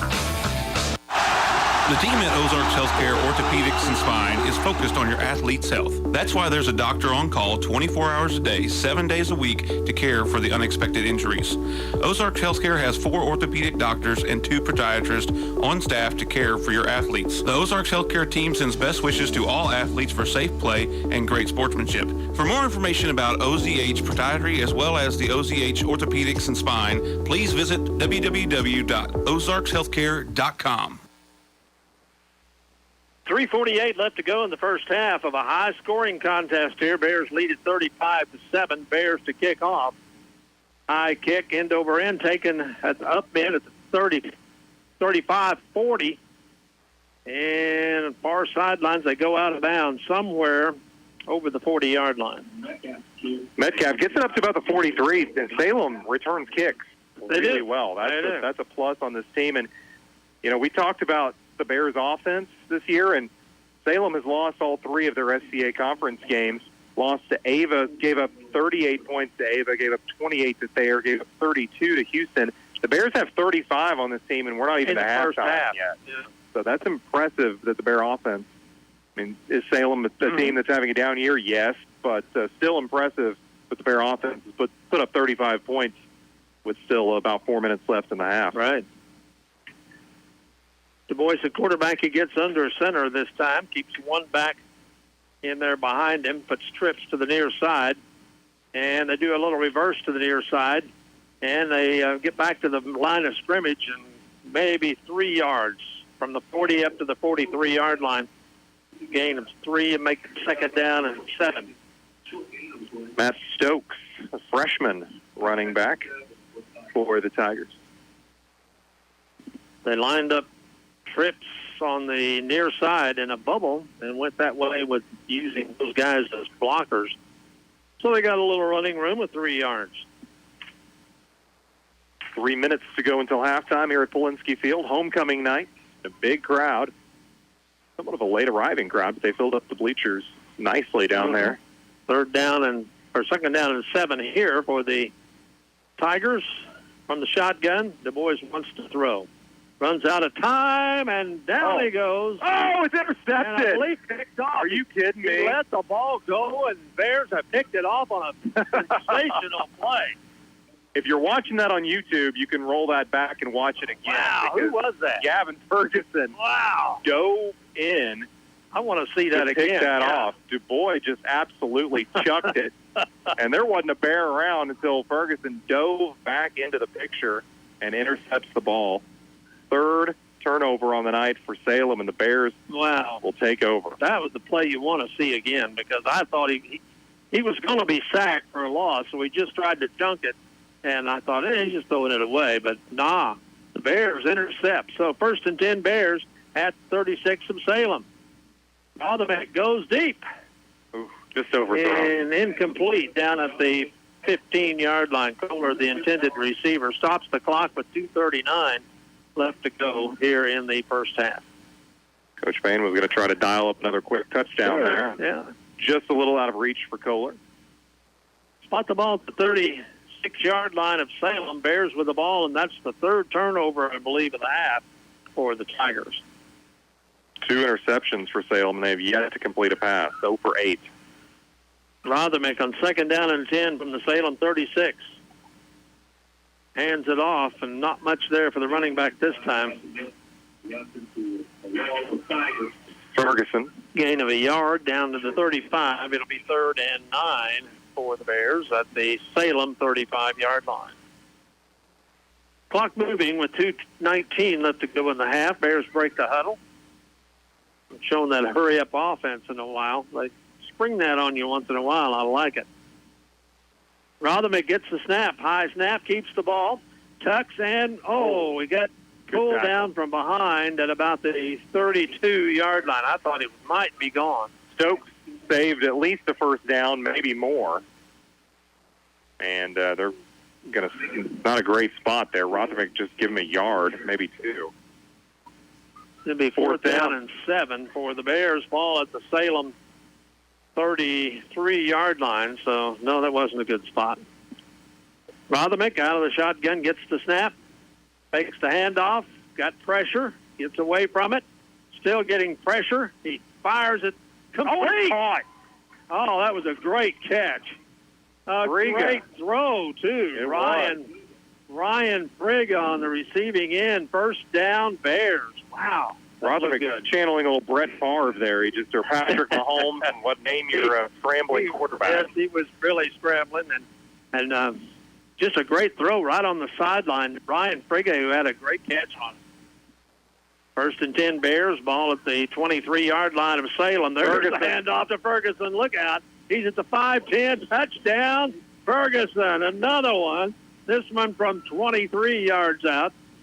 Well, Ripka may have put on a show last week, but Ferguson's doing one this week at Polinsky Field. Their offense rolling up 41 points here in the first half. Wow. Well, he had a hole there. The Bear offensive line made Gavin Ferguson a hole, and he took advantage of it all the way to the house from 23 yards out. 1:18 left to go in the first half with the Bears on top, 41-7. Ball is down for the extra point. Kick is up as good. So with 1:18 left to go in the first half, Bears are in command, 42-7 over the Salem Tigers. Back in 60 seconds, you're listening to Bear Football on KUKU.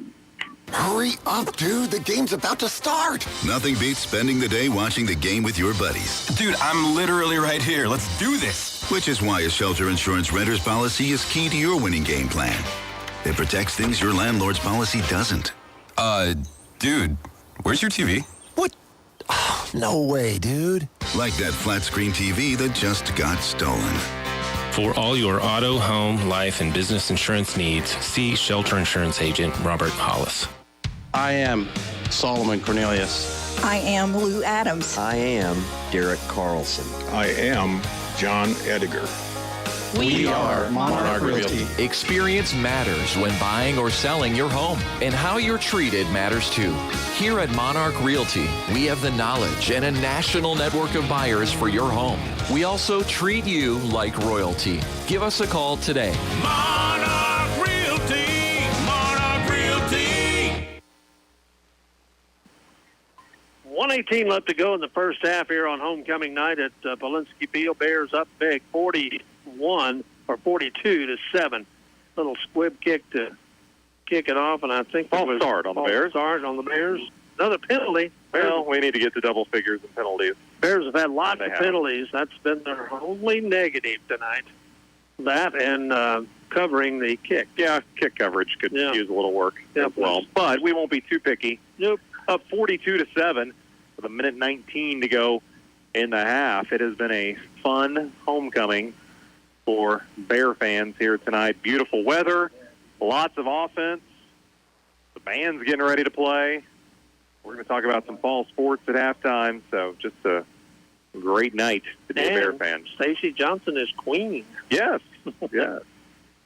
Coronation, and there'll be a dance afterwards. So big night. All right. From the 35, Bears squib it and picked up at the 38-yard line by the Tigers and written backwards by the Bear defense on that coverage. That was pretty good coverage. He may be regretting picking that ball up. Kohler was right there to meet him as soon as he picked it up, and Kohler with a nice open field tackle, and Salem will have a minute 15 to try to do something here before the end of the half. Spot the ball at the 38-yard line, 1st and 10 for the Tigers there. As Tigers break the huddle, come up to the line of scrimmage and try to do something offensively with the ball.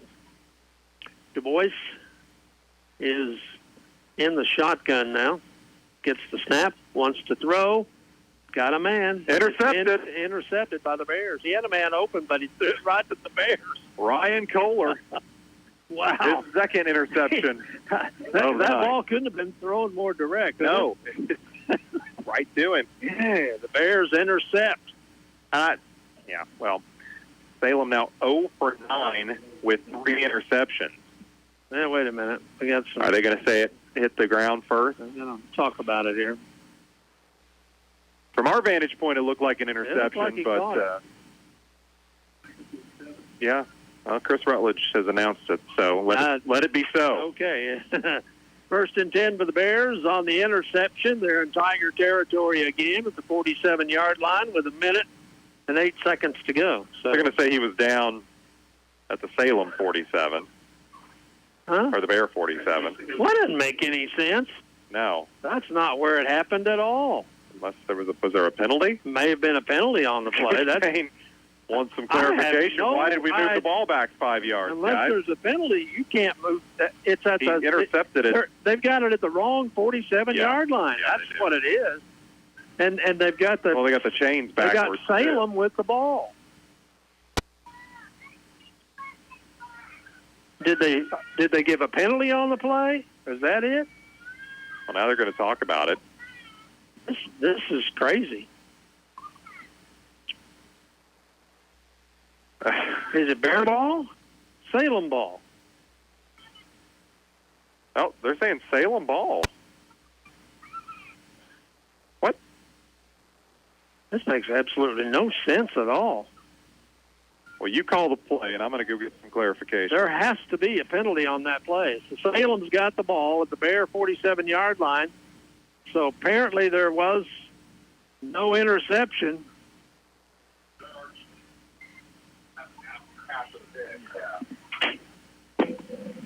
All right. Roughing the passer on the Bears. All right, 1st and 10. Salem the first down. All right, 1st and 10, Salem from the 47. They go after him again, and he throws it and completes it at the 20-yard line. Their first completion, and a flag goes down there. So apparently roughing the passer was, and I never saw that, but that was the call on the Bears.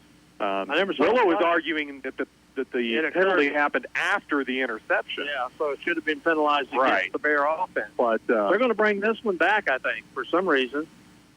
What's the guy in the white hat saying now? I don't know, but this last 2 minutes of this half take a while. It's been really weird, hasn't it?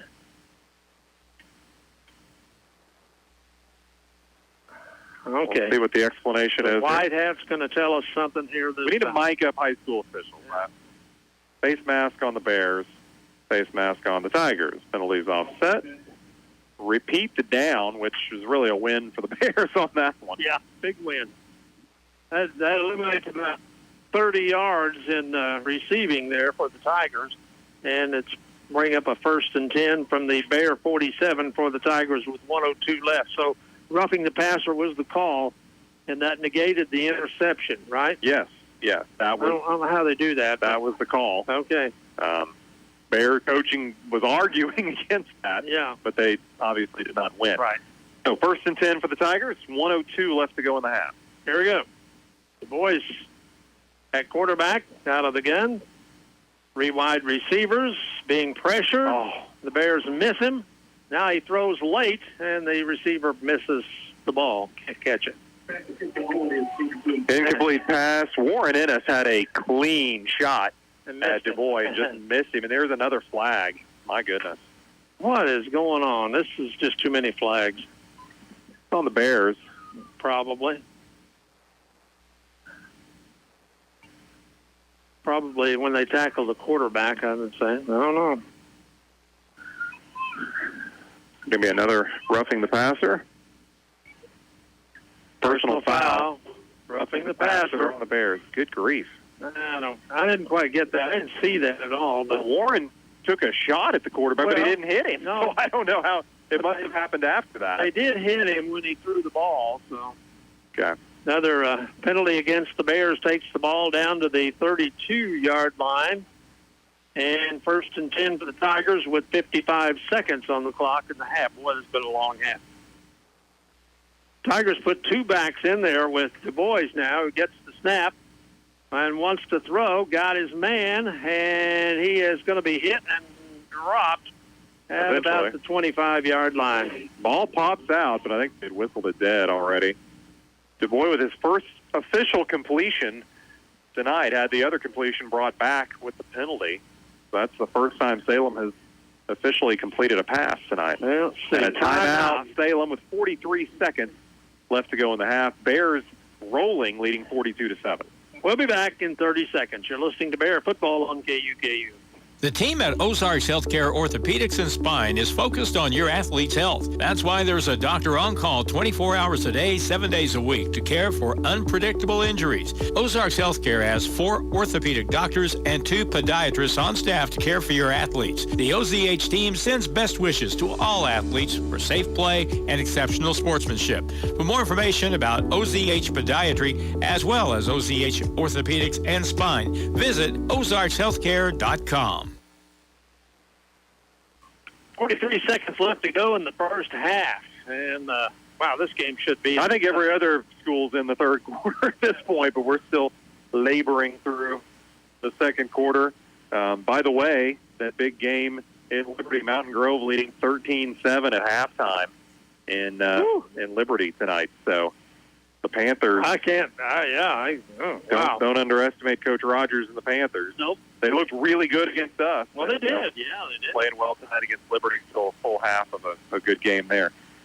Here it's first down and 4. What? Second down. Second down. 4. I've changed the scoreboard. Du Bois is under center now. They're at the Bears' 25-yard line.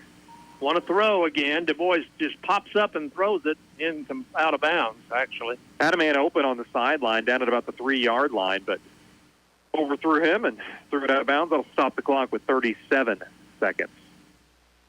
1 of 11 for Du Bois with 6 yards, 3 interceptions. Tigers with their 1 touchdown as a kickoff return for a touchdown. Bears have scored 6. Third down and 4 for the Tigers here. Ball at the 26-yard line of the Bears. Du Bois at quarterback. 3 wide receivers. 2 on the near side. He looks this way. Has a man open. Completes the pass down inside the 20 to about the 19. Good for a first down. That stops the clock with 30 seconds left to go. Hurry up offense for the Tigers here. They want to get on the board here before halftime. Du Bois just spiked it to stop the clock with 27 seconds left. So he can get a play from the sidelines. Ball Sports Focus coming up at halftime, and we do have quite a bit to talk about. Tennis. They're in their postseason already. Really? Larry. Yeah. Wow, that seems impossible. We're not into October yet officially, but tennis is already in their postseason and doing quite well. So we'll talk about that. Okay. Volleyball and then cross country's had a couple of big meets since last we've talked as well. Well, what was that call from the guy in the white hat? I'm just looking for a flag anywhere on the field at any time. Got some trauma from too many flags here in the first half. I guess. Du Bois on third down, wants to throw. 3 steps back, got a man open, but the Bears deflect it away and incomplete. Kohler was really the closest guy there. He was, yeah. He's already had a couple of interceptions tonight, just about got another one. So it'll bring up a 4th down, and our yard marker guy in there is really falling on hard times, I think. It's 4th down and about a long first half for everybody. 4th down and 10, or is it 3rd and 10? Maybe I'm falling on hard times. It's third. Seems like we just everybody needs a break. Everybody needs a little halftime break, and we got it coming. I'm ready. Du Bois gets the snap. 3rd down, wants to throw. Throws on the run. Oh, my incomplete. goodness. Did they throw a flag again? The official took his flag out, but then did not throw it on the ground, and it looked like he was wanting to throw another roughing the quarterback against the Bears, but he didn't throw it on the ground. And the quarterback, Du Bois, is down. He got hit hard. Dudko hit him. Salem player down, and that is Du Bois. He gets up on his own accord. It was a legal hit. So it's 4th and 10. The ball is at the 19-yard line of the Bears. Tigers with the ball. And with the player injury with 18 seconds left, this is kind of the do-or-die play here for the Salem Tigers. And I think Du Bois is not going to be able to play, is he? He's going to have to he came off the field. For at least a play. So they've got a new quarterback. Let's try to get who that is. Or Marty will. Will attempt it as soon as they get to the huddle. Long time in the huddle. Play clock down to 12. 4th down and 10 for the Tigers at the Bear 19-yard line. Play clock at 5. They're going to have to hurry. Quarterback gets the snap, and he heaves it up there, the left-hander. Yep, interference. Oh, I knew they were going to call it. Friga had a lot of hands on him. So that'll give the Tigers a 1st down. Oh, yeah. Get them close to the end zone with 11 seconds left to go in the half. How many and penalties the now? 14th penalty on the Bears in the first half. 14's kind of high for a game. Yeah, very high. That's what's progressed this game to the degree that this is just ridiculously slow now. The pace is just taking all the momentum out for either team. 11 seconds on the clock. 1st and goal for the Tigers. Ball will be inside the 10-yard line after that interference call against the Bears.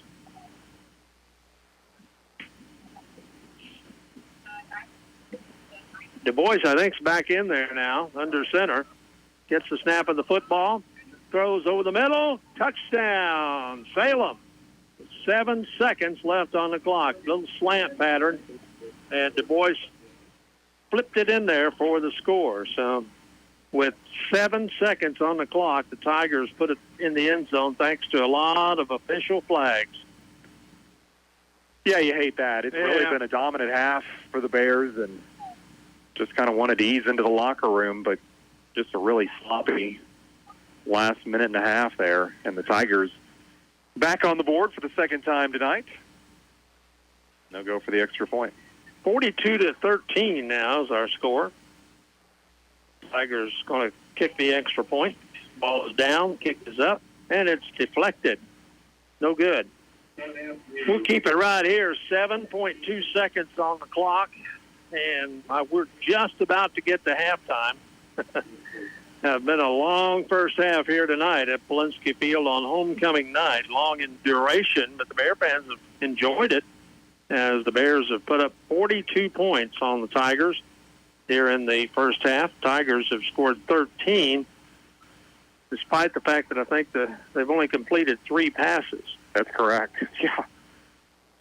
And one of their touchdowns was a pass. So yeah, they kept going back to it even with 3 interceptions, and paid off for them. Yep. Tigers get a little momentum.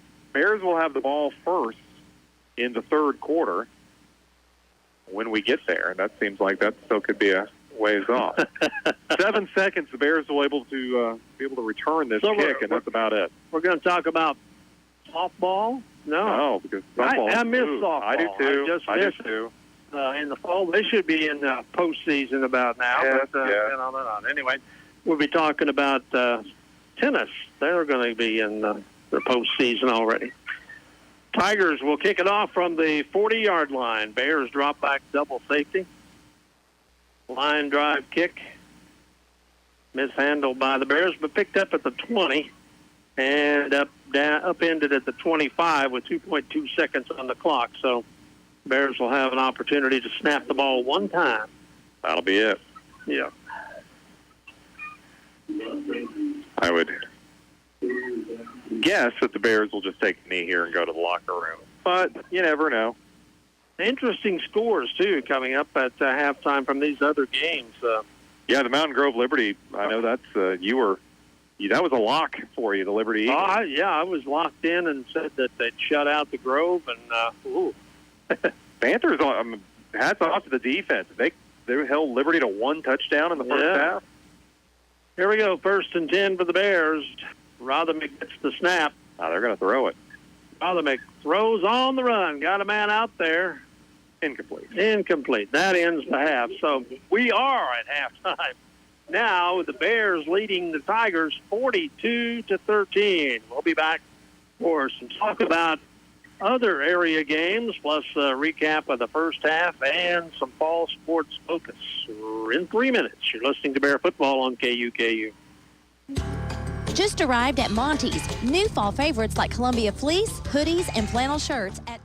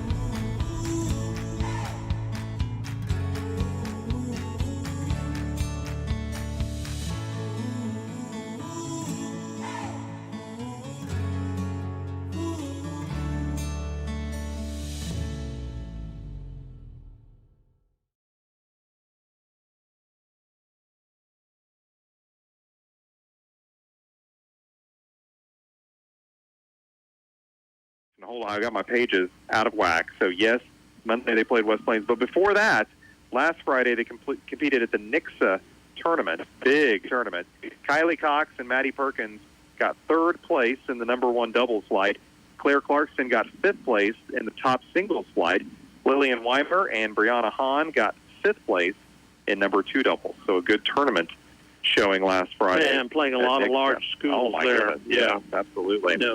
And then Monday they beat West Plains. Mm-hmm. Yesterday they were at Kennett for the individual districts. And talked to Coach Cox a little bit about this. We've been stuck in the Rogersville district forever. Mm-hmm. And I can remember the last time we went to Southeast Missouri, and it was over a decade ago. But for whatever reason, we got pushed back in the Kennett district. And Kennett, I believe, was the state champ last year. So Cox was saying, man, this is the one year we can beat Rogersville, and they move us out of the district. Yeah, okay. So a little frustrating there, but they went to Kennett for individual district. Team district will be next week. Every girl on the team finished in the top 4 in the individual district, earning medals and getting all district honors. Claire Clarkson got wins over Dexter and Charleston to advance to the district championship. Lost a close match to Kennett to finish in second place, and she will advance to the state sectionals and in the individual tournament. Mm-hmm. Elena Wilson got third place with a win over Charleston. And for doubles, our number one doubles team of Kylie Cox and Maddie Perkins, who've just had a phenomenal career, lost a heartbreaker in the semifinals to Kennett, losing 2 tiebreakers. 2 tiebreakers, and that's a team that they've had such a good run, and that's just a tough way to end things on the individual side. They'll still have an opportunity as a whole team, but they were wanting to get back in that state tournament and fell just a little bit short. They ended the day in third place. Lillian Weimer and Brianna Hahn finished in fourth place for doubles. Overall, regular season, Coach Cox believes that team finished with more regular season wins than any team in our program history. I'm sure that's true. So congratulations. The 2022 version of the Lady Bear tennis team, possibly the greatest in terms of wins. They've got that record. Next week is Team District. They will host Dexter on Tuesday, October 4th. Man, these teams we got a long way to travel to Kennett, and Dexter's got to come to us. If we win, we'll advance to the Team District Championship, and I'm assuming that will be at Kennett. Yeah. Okay. So good luck to the Lady Bears next week. Athlete of the Week nominee, senior Claire Clarkson, played a great match yesterday, getting second place and advancing to state sectionals.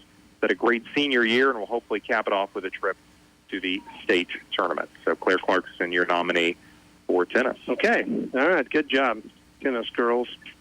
Now we move on to volleyball. Volleyball. Did not get an update from Coach Collins today, so I'll give you what I know. Okay. And Salem, and I was talking with Stan earlier, they're down in football, but they are way up in volleyball. They've got a good volleyball team, and they came here earlier in the week and swept the Lady Bears in 3 sets, and that's a very good Salem team. But the Lady Bears rebounded last night, played a 5-setter against Ava and won. And that's the first time we beat Ava in a while, I believe. Ava's good. Yes, they are. So big win for the Lady Bears last night. The JV picked up wins against Salem and Ava. So our JV is playing well, and I believe they're at a tournament in Licking tomorrow. So good luck to the volleyball girls tomorrow, and we'll try to get more of a detailed recap from Coach Collins next week. But hats off for a big win last night over the rival Ava Bears 5-set.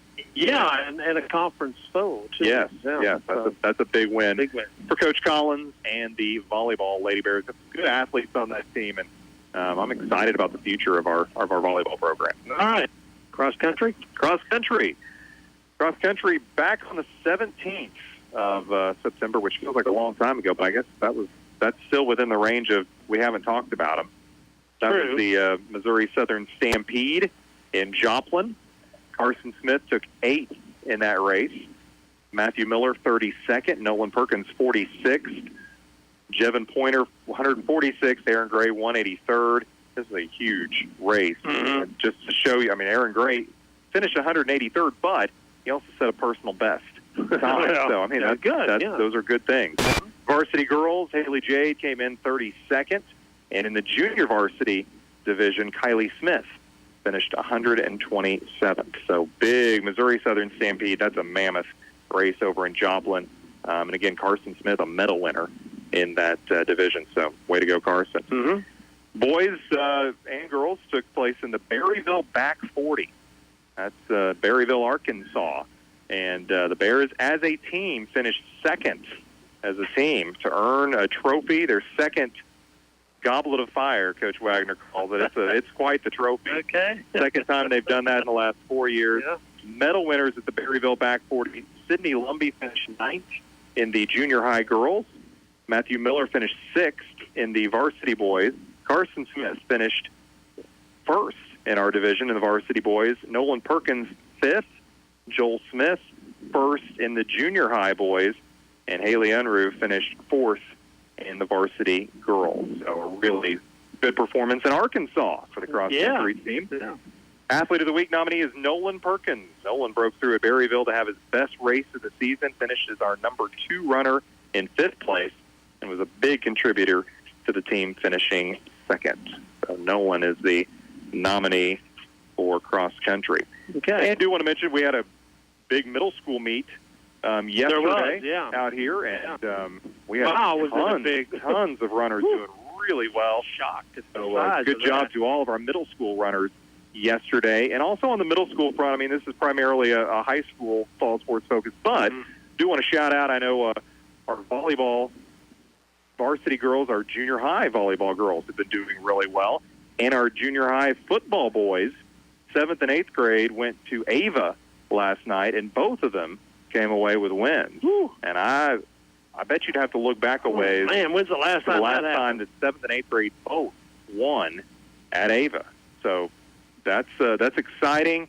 Coach Barnes sitting over here next to us. He's doing a nice job with that junior high squad, and they've got some kids that they're excited about, and good to see that pipeline growing. I know we've got Mighty Mites going on Saturdays, and that's, we talk about it every year, but you got to grow the program. Start them early. That's how you grow. And good job to our junior high kids. We don't talk about them a lot on Fall Sports Focus, but big wins yesterday in Ava for the junior high football team. And I noticed in the parade today, the homecoming parade, that all of those different categories were represented that you've just talked about, including a big trailer full of Mighty Mite football players. So and they're pumped. They are. They're ready to roll. They're excited. They're ready to go.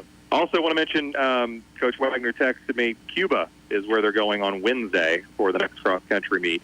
4 o'clock Wednesday, cross-country will be in Cuba, Missouri. Okay. All right. Good. So your 2 Athlete of the Week nominees, we've got Claire Clarkson for tennis. We've got Nolan Perkins for cross-country. Just to recap, Week 2, it was Milena Wilson for tennis. Week 3, sophomore Lillian Weimer for tennis. Week 4, Carson Gilbert for volleyball. Last week, McKiley Cox for tennis. We'll have to go with cross-country this week, I guess. So we don't have to. You can do whatever you want. I think we need a little recognition there. And Nolan Perkins, I think, will be the Athlete of the Week. So congratulations, Nolan Perkins, our West Plains Bank and Trust Company Fall Sports Focus Athlete of the Week. Thanks to West Plains Bank for providing a little prize package for our Athletes of the Week. And Nolan Perkins is our Athlete of the Week. Well, and Coach Wagner's been doing such a good job with those kids. Yeah. He's got a team this year. That's exciting. It's not hard to get that, and his senior that he's got out is really making a big impression there too. So Matthew Miller, yeah, good job, Coach Wagner and the cross country team, and to Nolan Perkins and specifically this week, and he's the Athlete of the Week. One score update real quick for you. Liberty now leading Mountain Grove 21-13. Here we the go. Eagles have fixed some things at halftime. There we go. Yeah. They're getting the offense back on track. Coach Carnegie's got them rolling up there at Liberty. All right, we're just about Let's see what they're going to do with the time here. I think they're going to play. We're ready to go. Yeah. They're so late in getting the first half over with, and hopefully the officials have got something attached to their flags in their pockets that they can't get them out here in the second half. It just dominated. Anyway, all right, the Salem Tigers will kick off to the Willow Springs Bears as we start the second half. Bears leading here 42-13. 20-13 over the Salem Tigers. Tigers ran a kickback all the way and then scored with just a few seconds left in the first half. Bears were putting up points in mass in the first half. Kick on the ground, picked up by the Bears. Reversed it. And reversed it to 20. Didn't fool Salem, though. They get it up to the 30-yard line, and that's where the Bears will put it in play. 1st and 10 from the 30-yard line. To try, Michael Butcher took the ball from Gavin Ferguson, but like you said, the Tigers were well aware of what was going on. The Bears will take over 1st and 10 from their own 29-yard line. So we're underway in the third quarter on homecoming night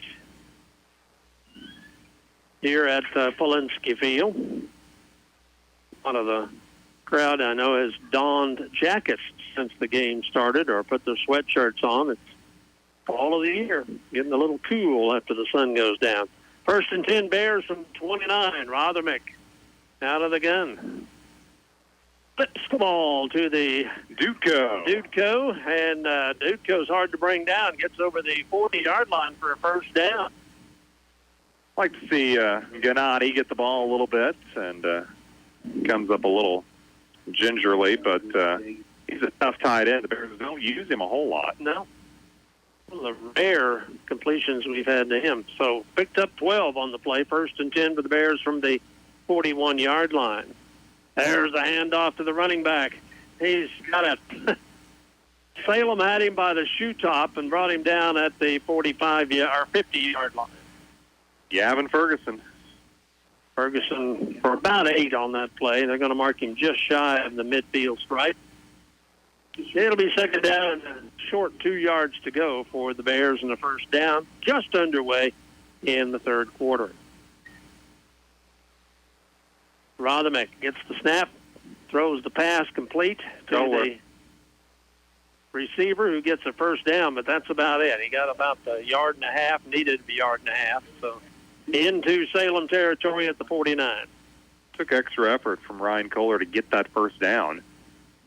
Salem had him pinned in, but like I say, that should be plenty for a first down, and it will be. Bears trying to run the hurry-up offense. They're at the line of scrimmage, but we got to wait till the chain gang gets set before we can move the ball. 1st and 10 from the Salem 49. Rothermick on a flag. Oh, boy. First flag of the second half goes against the Bears. It's illegal procedure. Well, that's penalty number 15 on the Bears tonight. 10:45 to go, third quarter. Bears leading 42-13. Like to get another touchdown or two and then let that clock run. 1st and 15 here. Hand off to the keeps it. Rothermick. No, he handed it off, Marty, didn't he?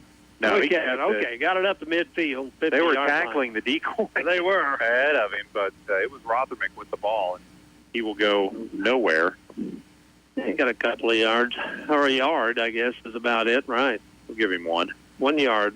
Be 2nd down and 14 for the Bears. Ball is in their own territory at the 47-yard line. Trying to get some substitutions in the game is Coach Payne. I think he had to stop the clock. He's coming out. Somebody's hurt on the play, and one of the Bear players got on a knee. Yeah. A little shaky. John Salter. He was okay until he started to go to the line of scrimmage to start this next play, and then he went down on a knee. So I think he's going to be okay, but we're going to help him. It could be a cramp, maybe. Could be. He's being helped off the field. But in his place, Caden Bailey, a freshman, comes in for the Bears. That left leg is pretty ginger. So, little injury timeout. And the Bears have it 2nd down and 14 from their own 47-yard line, leading 42-13. Bears come up to the line of scrimmage. 3 wide receivers here on 2nd down and long, 2 on the near side of the field. Handoff goes up the middle to Ferguson, and he plows his way over the 50-yard line down to the Salem 48-yard line. Pretty good gain on the play, but it'll be third and still long for the Bears.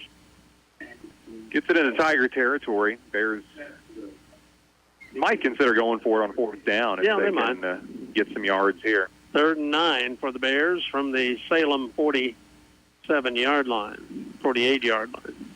And a flag. Wow. Coach Payne's got a lot of work to do to clean this up, doesn't he? Another false start on the Bears. Goodness. Well, you bring in the freshman, and I'm not saying that's against him, but you have to shuffle in players. Changes the scene for the Bears, so it'll be 3rd down and 14, back where we were at their own 47-yard line. Rotherman gets the snap, wants to throw, heaves it downfield, got a man wide open. It's going to score. He's going to get 6. Ryan Kohler will walk it into the end zone. Ryan Kohler. I think his defender fell down. And that really helped. Yeah. 53-yard touchdown pass, Rothermick to Kohler. Kohler's had a big night. He has. And so is Rothermick. 53-yard play. Kohler, once he caught the ball, you knew he was gone because the defender had fallen down, and there was nobody around Ryan Kohler. 3rd touchdown pass tonight for Taylor Rothermick. And the extra point try, just kind of got a hand on it, and it's going to be underneath short. And did not get it. So it's 48-13 Bears with 9:12 left to go in the 3rd quarter. We'll be back for the Bear kickoff in 60 seconds. You're listening to Bear Football on KUKU. Cox Health Center is proud to support our Willow Springs Bears. It's the mission of Cox Health Center in Willow Springs to be the best for the community we serve by showing safety, compassion, respect, and integrity. As part of that mission, our nurse practitioners are offering extended hours on most days, opening at 7:30 a.m. and closing at 6. Cox Health Center in Willow Springs, located on Main Street next to Booster Field. If you own one truck to a fleet of trucks, TLG Peterbilt understands that when you have one broke down, it's more than lost time. Here at TLG Peterbilt, uptime all the time means we have the right parts for all models of trucks and trailers to get your truck back on the road and your drivers home for the game. Hey, this is Damon with TLG Peterbilt in Willow Springs. We proudly support our Willow Springs Bears. Visit us at tlgtrucks.com or on Highway 60 in Willow Springs. 9:12 left to go in the 3rd quarter here at Polinsky Field. Bears leading 48-13, and they kick it away to the Salem Tigers, who break it to the outside at the 40-yard line, and the Bears finally corral him at the 47-yard line. Salem doing a good job running back kicks, and we're not getting a real deep kick either. Now, Scooter's still doing the kicking, and he does what he can, but doesn't have quite the range that Fedorovich has. They've got Tommy doing the extra points again, and he's done a nice job, but keeping him out of kickoff situations. Yeah. Salem will have good field position, and clearly the Bears, up 48-13, they're rolling, everything's great, but there are 2 areas that they're going to work on this week, I'm sure, and that's penalties and kick coverage. All right, Salem with the ball. Du Bois in the quarterback. 3 wide receivers from his own 47-yard line. Gets the snap of the football, keeps the ball. Gets up to near midfield before he's brought down. Campbell, they say, on the carry. Is he in at quarterback? Well, yes, I think he is. So Du Bois is not in there. Du Bois was hurt in the first half. Yeah, and that may may not have come back in there. Everett Campbell, the new quarterback. Okay, gain of a couple of yards on the play to the 49. It'll be 2nd down and 8 for the Tigers at the 49-yard line. There's a snap, a little bit high, and sacked is the quarterback as he is sacked back at the 42-yard line. First, one of the few sacks that the Bears have been able to complete. They've been back there on the quarterback a lot, but haven't been able to get him down. And they did that time for a loss on the play back to the 44. They're going to throw a flag there. Probably. Warren missed with the sack. He was able to finish him that time. Well, no the flag. Officials motioning to Coach Payne. He said, no, there is no flag. All right. 3rd down and 14 for the Tigers. Yes, there was. There was a motion penalty against Salem, but the penalty is declined. Coach Payne will take the sack, and let's get on with the game here. Let's move it. That's only Salem's 5th penalty of the night. I mean, that's nothing compared to what the Bears have done. 3rd down and long for the Tigers, back at their own 43. Campbell is the quarterback now for the Tigers. Looks like a little confusion. Changing the play, a little confused on what's going on.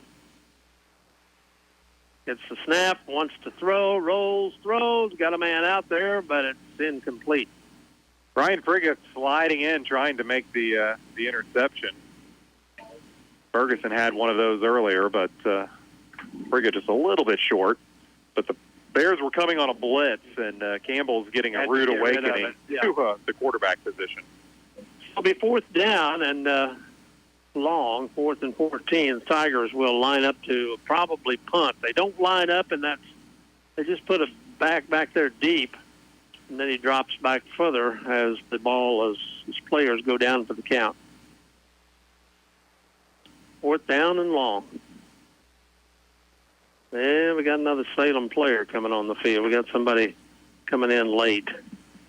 Play clock run down to 0. Well, they got a timeout just before that penalty, so we'll take a timeout as well. 5:38 to go, 3rd quarter. Bears leading Salem 48-13. Back in 60 seconds, you're listening to Bear Football on KUKU. I am Solomon Cornelius. I am Travis Brake. I am Michelle Brake. I am Bob Parker. We are Monarch Realty. Experience matters when buying or selling your home, and how you're treated matters too. Here at Monarch Realty, we have the knowledge and a national network of buyers for your home. We also treat you like royalty. Give us a call today. Monarch Realty! Monarch Realty! The team at Ozarks Healthcare Orthopedics and Spine is focused on your athlete's health. That's why there's a doctor on call 24 hours a day, 7 days a week to care for unpredictable injuries. Ozarks Healthcare has 4 orthopedic doctors and 2 podiatrists on staff to care for your athletes. The OZH team sends best wishes to all athletes for safe play and exceptional sportsmanship. For more information about OZH Podiatry as well as OZH Orthopedics and Spine, visit ozarkshealthcare.com. Kick for the Salem Tigers goes to the Bears at the 25-yard line. Back up to the 40, and down is the return man. Kohler with the return. Bears will take over. 5:20 left to play in the ball game. Reason the Tigers had to call timeout before they kicked, they didn't have the short man in there, the man blocking for the kicker. He was back there all by himself. So clock is running. Yeah, it's moving. Yeah, we're in the turbo clock zone now, so this is moving along pretty fast. We're down inside of 5 minutes left to go in the 3rd quarter. Bears with the football. Rotherman still in there at quarterback. Gets the snap. Quick throw over the middle, and Kohler caught it. Kohler got it for a 1st down at the 50. Good tackle by the Tigers. Kohler had about one man to beat who got around his ankles and drug him down, or he might have been gone for another touchdown.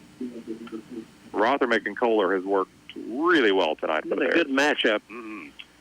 Ball is spotted at the 49-yard line of the Bears. 1st and 10 to the Bears after that 15-yard gain. Rothermick gets the snap, keeps the ball. He's at the 50, 45, 40, gets a block. He's gone. Rothermick inside the 20, 10, 5, touchdown, Taylor Rothermick. 51 yards out, Rothermick to the end zone. Puts the Bears up 54-13. Wow. Well, the fans wanted offense tonight. They got plenty. They sure did. They're getting a lot of it in the air and on the ground. Bears have scored at will almost. Their 8th touchdown of the game. 4:06 left to go in the third quarter. All right. Ball is down. The kick for the extra point is up. Looks good this time.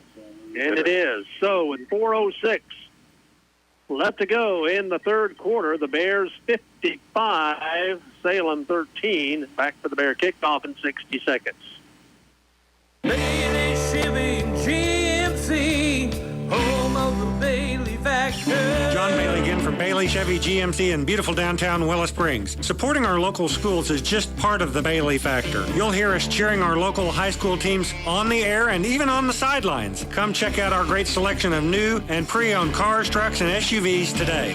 Call 469-3111. Bailey team is gonna get it done.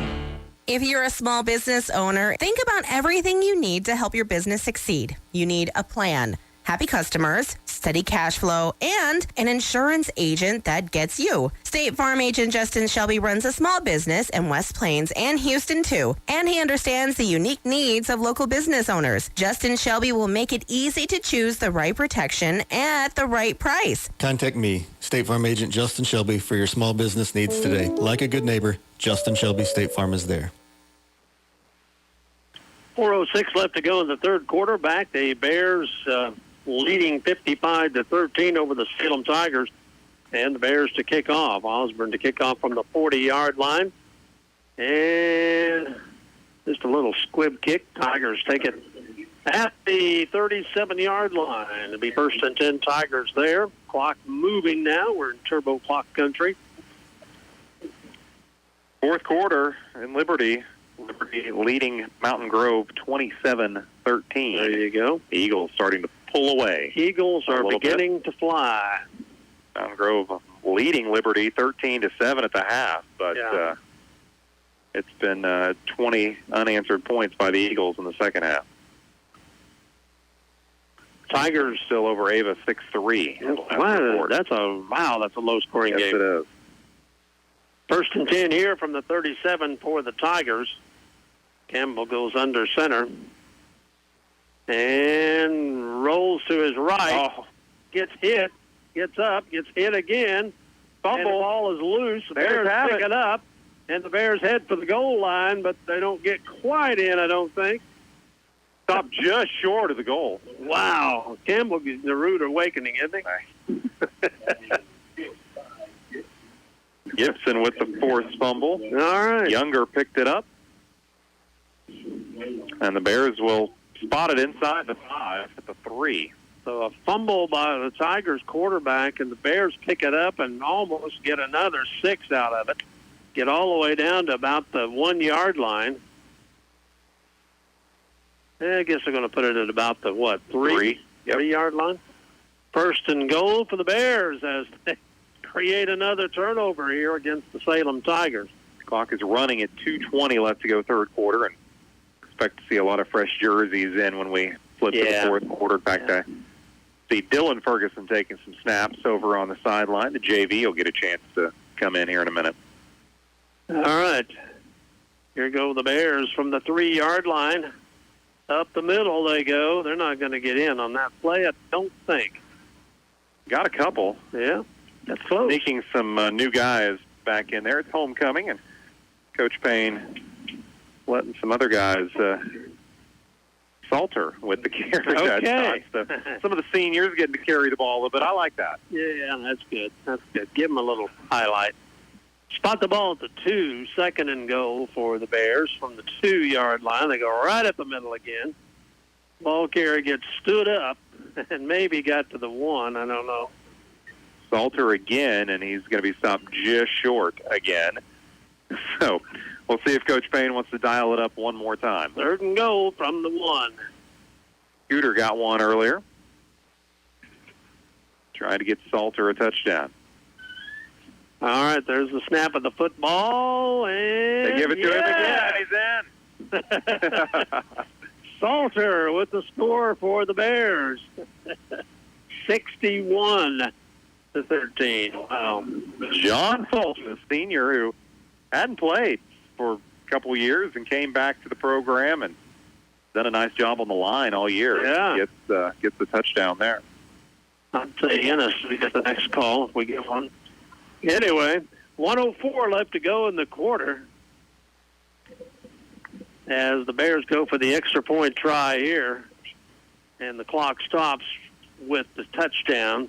Ball is down, the kick is up, and they didn't see the kick go anywhere. Blocked. No good. So with 1:04 left to go in the ball game, Bears go up on the Salem Tigers 61-13. We'll be back for the Bear kickoff in 60 seconds. You're listening to Bear Football on KUKU. Cox Health Center is proud to support our Willow Springs Bears. It's the mission of Cox Health Center in Willow Springs to be the best for the community we serve by showing safety, compassion, respect, and integrity. As part of that mission, our nurse practitioners are offering extended hours on most days, opening at 7:30 a.m. and closing at 6. Cox Health Center in Willow Springs, located on Main Street next to Booster Field. If you own one truck to a fleet of trucks, TLG Peterbilt understands that when you have one broke down, it's more than lost time. Here at TLG Peterbilt, uptime all the time means we have the right parts for all models of trucks and trailers to get your truck back on the road and your drivers home for the game. Hey, this is Damon with TLG Peterbilt in Willow Springs. We proudly support our Willow Springs Bears. Visit us at tlgtrucks.com or on Highway 60 in Willow Springs. 1:04 left to go in the third quarter here. Bears to kick off, leading 61-13. Line drive kick taken by the Tigers at 25, and the ball carrier is down at the 35-yard line. Clock running, under a minute to go in the third quarter. Bears will travel to Houston next week to take on the undefeated Houston Tigers. Wow. They're at Ava tonight, still winning at last report. So Houston could be 6-0 when the Bears come in next week. Right now in our district, the Houston Tigers are the number one seed in the district. Now Liberty is lurking in that district as well as Mountain Grove, and Ava and Stratford and everybody else. But we'll see how that shakes out. They're playing Ava tonight. They are. Yeah. We'll see if that's doing score good. holds. Yeah. They've got a bunch of seniors over there. They do. They've been there a long time. All right, 1st and 10 for the Tigers from their own 35. Quarterback drops back to throw, left-hander, and he throws it incomplete. Ryan Kohler got a hand on it. How many passes has Ryan Kohler had a hand on? Well, now they're there's going to a throw flag. And I think that's going to be on Salem. The receiver felt like he was pushed, and he's going to throw some more flags, and I think he's kicked somebody out of the game. Well, that's the end of the third quarter of play with the score: the Bears 61, Tigers 13. Back in 60 seconds for the fourth quarter. You're listening to Bear Football on KUKU. The team at Ozarks Healthcare Orthopedics and Spine is focused on your athlete's health. That's why there's a doctor on call 24 hours a day, 7 days a week to care for the unexpected injuries. Ozarks Healthcare has 4 orthopedic doctors and 2 podiatrists on staff to care for your athletes. The Ozarks Healthcare team sends best wishes to all athletes for safe play and great sportsmanship.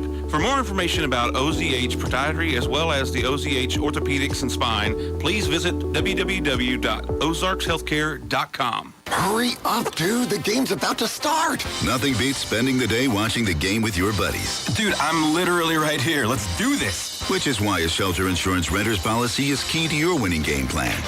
It protects things your landlord's policy doesn't. Dude, where's your TV? What? Oh, no way, dude. Like that flat screen TV that just got stolen. For all your auto, home, life, and business insurance needs, see Shelter Insurance Agent Robert Hollis. Well, they put 12 minutes on the clock. They had a penalty at the last play of the third quarter. Penalty was on the Salem Tigers, and so there's been some discussion by the officials after that play, and so we've not marched the ball anywhere yet, but now we're going to take it from the original line of scrimmage back 15 yards. Then they're going to tack 15 more yards on it, or half the distance to go anyway, back to the 10-yard line. So line of scrimmage was the 37. It's now the 10-yard line for the Tigers to start the fourth quarter. But now they're going to have to move the ball, Marty, all the way to the other end of the field because they have put up 12 minutes to start the fourth quarter. So, and that's what the Salem coach is telling. Like, you guys have got to be down here. We started the fourth quarter. Oh. So now we'll run all the way back down. 2 unsportsmanlike conduct penalties against the Tigers. The Salem receiver felt there should have been an interference flag and had words with the official. And that's not what you do. You just don't do that. Nope. So it's going to be fourth in a long ways for the Tigers. Let's see. They had to get to the Bear 47-yard line, so 40-some yards. Fourth down and a long way to go. Lots of penalties in this game, but lots of touchdowns. 61-13. Yeah. Fourth and 37. Actually, they needed to get to the Bear, or to the Tiger 47-yard line for a first. So when they marked off all those penalties, that makes it 4th and 37. Okay. Got that all straightened out. Now, the Bears haven't got anybody back.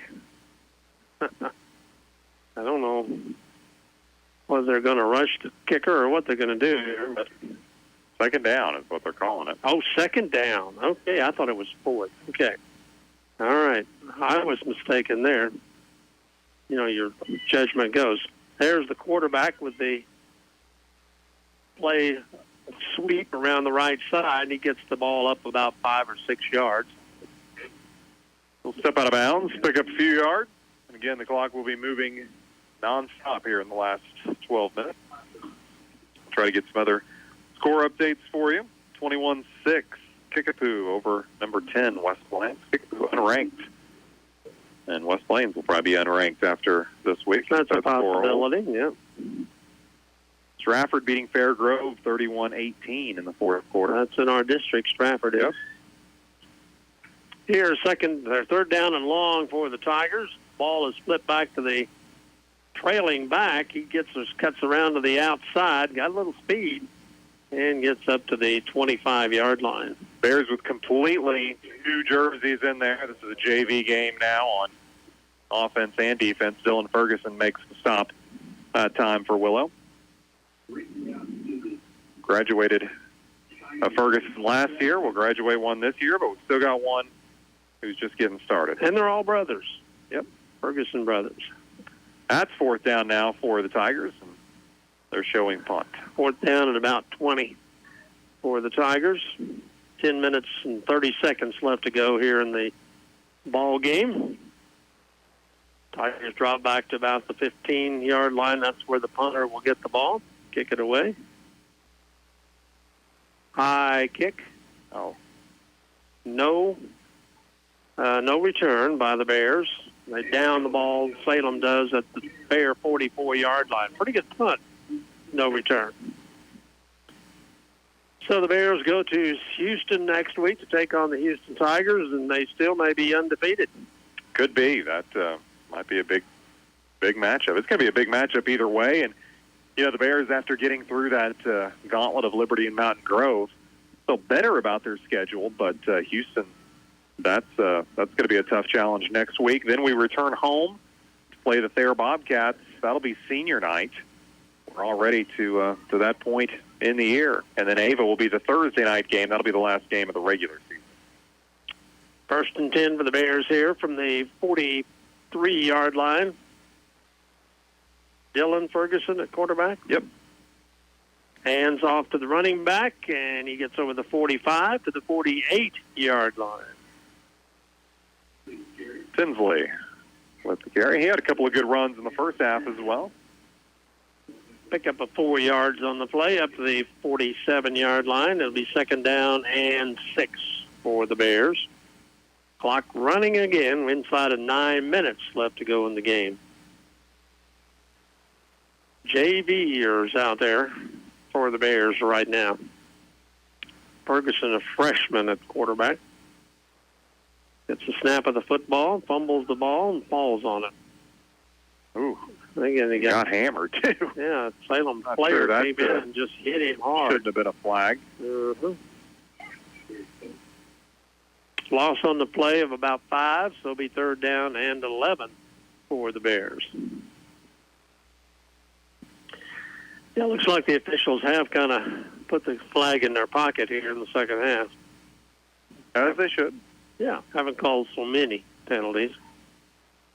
You could probably, if you were a high school official, and a real good high school official, could call a flag on about every play.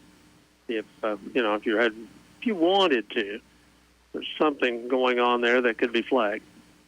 Third down and long for the Bears. Dylan Ferguson airs it out. Got a man. Oh, he open. caught it. He's out of bounds. Oh, no, he was in. Really? Oh, they're going to call him out of bounds. I think he was. I don't think so. Yep. I had a really good vantage point on that. I really think I did too. I think he was out of bounds. He landed out of bounds. When he went up for the catch, he was in bounds. I disagree. I think he came down in the line. John Baugh looked like he made a nice play on that, in my opinion. Well, it didn't matter because it's incomplete. Incomplete. Fourth down, the Bears will be forced to punt. 7:20 left to play in the ball game.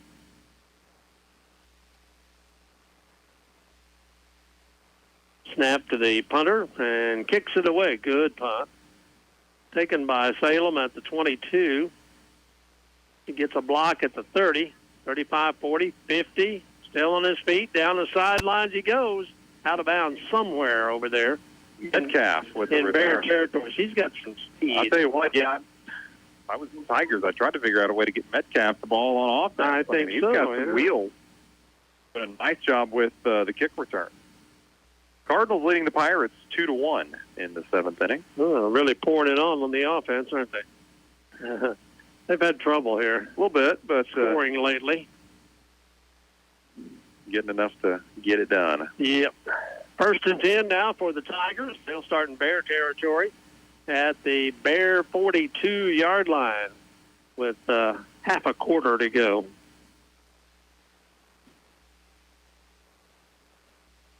Quarterback gets under center.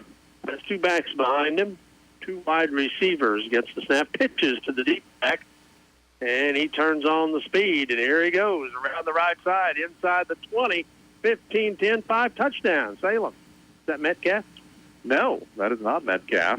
That's Owen. Okay. The Bears have bottled up all night.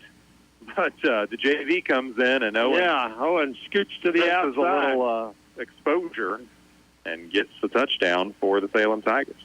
They said 61-19.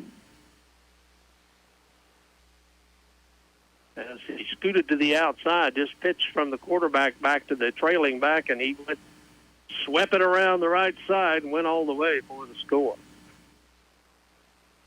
Tigers will go for the extra point here. And they snap it over the head of the center for the extra point. There's a flag. Metcalf recovered it and took it in. He takes it in for two, but there's flags on the play. I think that's going to be a hold. Probably won't count. Yeah, probably not. We'll see what the flag is about, and that stops the clock with 5:58 left to go in the ball game. Bears, if they can hang on here, we'll go to 3-3 on the year. It's one better than all of last year and wins. With still 4 games to play. Man in the white hat says holding against the Tigers. And they're going to mark it off from the point of the foul. So that's going to go way back. It's going to go all the way back to the 30, about the 32-yard line maybe. I've got it at the 28 right now. Okay. Yeah, 28. Tigers now, they have to go, they got to try to kick from there. They can go for 2 if they want to. And probably well, yeah, they can go for the 2-point conversion, which would be they've got a heck of a what kicker. they would probably do. While they're sorting that all out, I'll tell you, Liberty won 27-13. Okay, is your final. That game's over. And with a minute and a half to go in the fourth quarter, 12-6 Houston over Ava. Oh my goodness! There's the pass. It's complete, but the Bears cover it. So the try for the extra point here is no good, and we'll be back in 60 seconds. You're listening to Bear Football on KUKU. I am Solomon Cornelius. I am Lou Adams. I am Derek Carlson. I am John Ediger. We are Monarch Realty. Experience matters when buying or selling your home, and how you're treated matters too. Here at Monarch Realty, we have the knowledge and a national network of buyers for your home. We also treat you like royalty. Give us a call today. Monarch Realty, Monarch Realty. The team at Ozarks Healthcare Orthopedics and Spine is focused on your athlete's health. That's why there's a doctor on call 24 hours a day, 7 days a week to care for unpredictable injuries. Ozarks Healthcare has 4 orthopedic doctors and 2 podiatrists on staff to care for your athletes. The OZH team sends best wishes to all athletes for safe play and exceptional sportsmanship. For more information about OZH Podiatry as well as OZH Orthopedics and Spine, visit ozarkshealthcare.com. Any good? Nope. 5:59 left to go. Just about half a quarter left here in Willow Springs at Malinsky Field as the Bears and the Salem Tigers have had an offensive explosion here tonight. The Bears leading at 61-19. It's been a wild one. Still going on. Salem Tigers will kick off. Bears drop back 2 players deep about the 20. And they line drive the kick, picked up at the 20 by the Bears. Running back gets up to the 30 and up to about the 35, 6-yard line for a pretty decent run back. Bears will put it in play there, 1st and 10. JV out there for Willow. They have been for the entire fourth quarter. And that's something we've got this year, to run in the ball game as a JV. Didn't even have a JV team last year. Not have a JV last year. So. Positive things for the Bear football program. 1st and 10 for the Bears. Freshman Dylan Ferguson in at quarterback. Keeps 2 backs in there with him. On 1st and 10. Keeps the ball. Whoa. Wrestled him down, and he lost the football as Salem claims the ball after he lost it after he was viciously thrown to the ground. That was rough. That was rough. Griffith with the sack for Salem. Salem still got their big guys still in there. Yeah, why not? Yeah. Bears have been on the other end of these. Yes, they have. Many times. Been a while since the Bears have scored over 60 points in a game. I can't remember the last Bear time. football Collie here expert could tell me exactly when, but it's been a while. Second long for the Bears, a fumble. I think Salem's got that. Salem may have it. They do. Yeah. That's the first turnover of the night for the Bears. The JV turns it over on a fumble. And they cough it up to the Salem Tigers. The Tigers will take over deep in Willow territory at the 22-yard line with 4 minutes left to go in the game. Could they get it within 35 here? Well, do some quick math here. No. Yeah. Yes, they could. Yes, they could. Yeah. If they get the touchdown and the extra point, they could stop the clock. Well, that'd still be 35, so no. Yeah. You'd have to go for 2 to turn it off. Okay. 1st and 10 for the Tigers here at the Bear 22-yard line. They flip it to the back, and he is trying to get upfield and does. Skirts through the Bears like That's nothing. bad Touchdown. tackling by the Bears. Touchdown Salem. Boy, that was one play, and there was no tackling at all.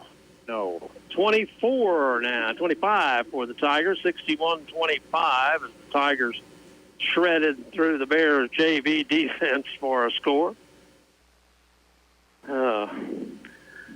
Well, the JV has some work to do. That's good experience for them, but definitely had plenty of opportunities to bring him down. Just nobody's willing to lay a hit on him. He actually flipped it back and fumbled it, and then picked it up and ran it in for the score from 22 yards out. Tigers going for 2 here. And I get it. 2-point conversion is good. Makes it 61-27. That'll turn the turbo clock off. I think it does, yeah. That's 34 points, and so the 2-point conversion has stopped the turbo clock. And what does Coach Payne do here? Put in his first team again, or what? No, I don't think so. But, yeah, we'll see when we come back. We'll be back in 60 seconds. You're listening to Bear Football on KUKU. Just arrived at Monty's. New fall favorites like Columbia fleece, hoodies, and flannel shirts at 20% off. Find the latest styles of Under Armour, Hook, and Life is Good apparel, all at 20% off. Check out the restocked hat wall, over 400 new hats available. And take a look at all the latest in camo, boots, and hunting gear, like the new Tacticum Reveal 2.0 cellular game camera. Stock that trophy buck from your cell phone. All this and more just arrived at Monty's Outdoors. G&W Foods in downtown Willow Springs is still your hometown grocer with a full-time butcher cutting meat to your specifications. Remember how nice it was to have your groceries bagged and carried to your car? G&W Foods has never stopped offering that to their customers. When you're hungry for lunch and in a rush, skip the fast food and head to the G&W Deli for fresh food fast. All the groceries you need and the customer service you deserve. G&W Foods in downtown Willow Springs. 3:14 left to go in the ball game. Kind of got rugged and ugly and all kinds of things. That's Gavin Ferguson. And Varsity back in there just feels like a calming blanket a little bit. Yeah. It wasn't JV against JV there for. No, it wasn't. To be fair to our JV. Yeah. But there was, Coach Payne needed to restore a little bit of order here. I don't think he's trying to run up the score necessarily. Just keep the ball on the ground, run out these last 3 minutes, and call it good. Enjoy our homecoming victory. So the Bears run the Varsity back in there after the turbo clock goes off. And it'll be 1st and 10 for the Bears from the 45-yard line. Rothermick back in there at quarterback. Long count. Probably let that clock drop all the way under 5. It's at 10 right now. All right, puts a man in motion, gets the snap of the football, hands off to the motion man. Friga. He gets over the 50-yard line for the Bears, so pick up a 5 on the play. Friga's another one that's had, the seniors have really had a good game tonight. They have. Played well. Friga's made some nice plays for the Bears. Kohler, Rothermick, Ferguson. Done a nice job. 2nd down and 5 for the Bears. Ball right at midfield. With the clock running at 2:18 and counting. Play clock is at 16. Bears are really taking their time, and this is obvious that they're doing this on purpose. Just taking their time. 2nd down and 5. There's the keeper. Faked it, pitched.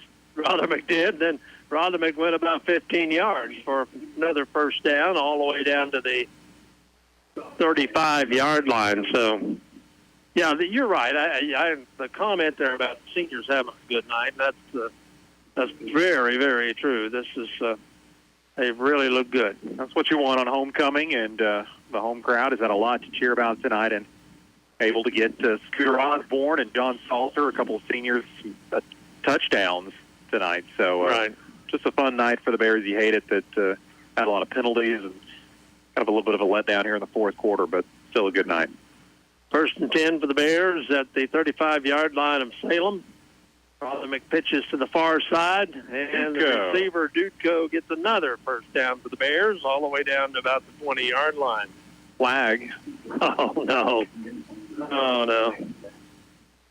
Where's the flag at? Down about the end of the play. Okay. So, we'll see. Definitely in the holding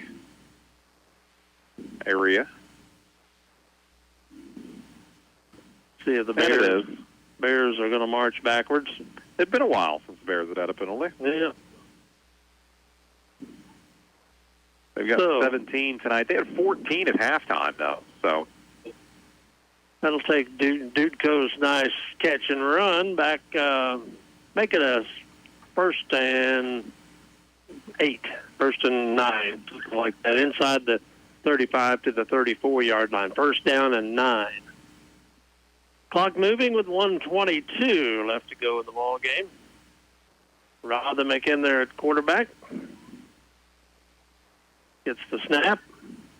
Hands it off. Ferguson's running to the end zone. He's going to make it. No, it's Tinsley. Tinsley. He hadn't scored tonight. Speed.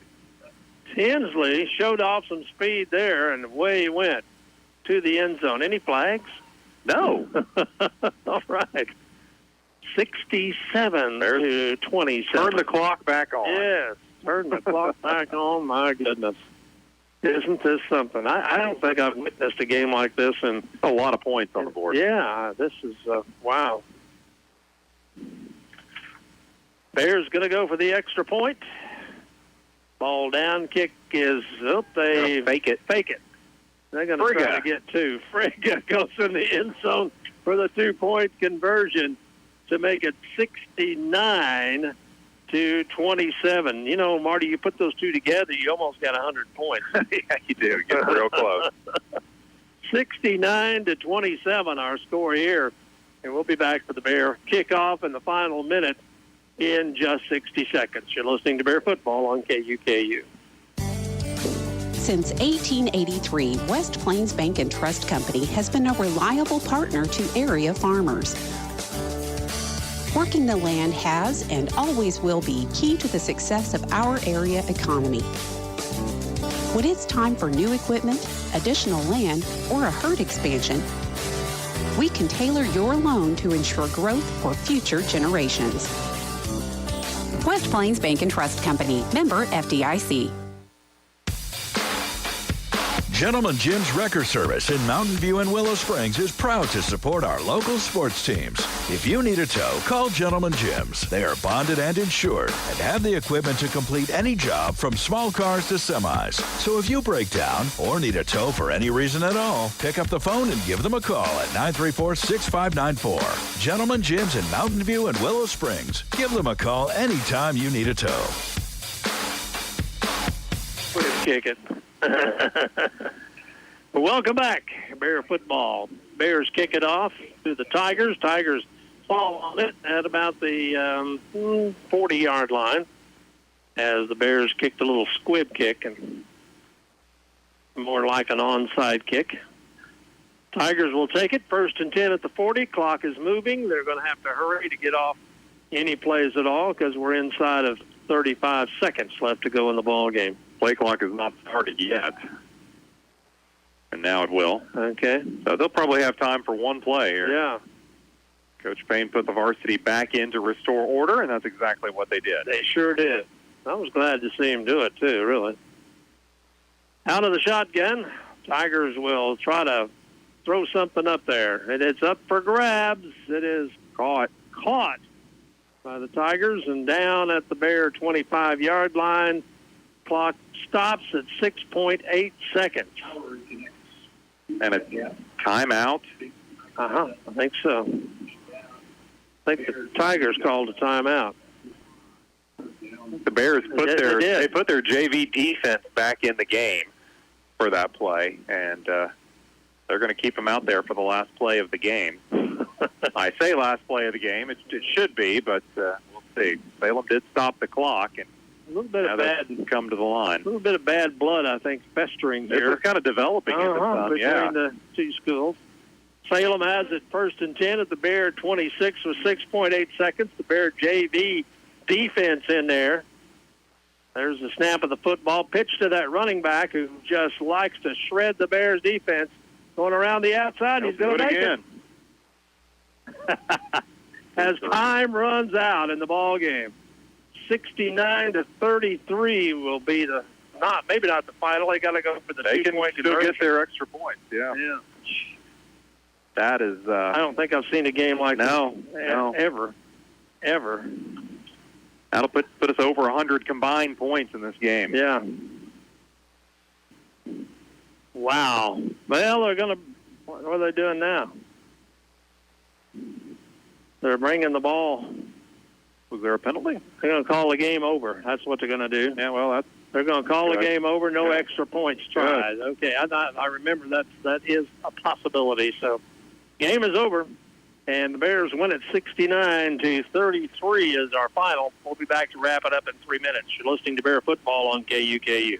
The team at Ozarks Healthcare Orthopedics and Spine is focused on your athlete's health. That's why there's a doctor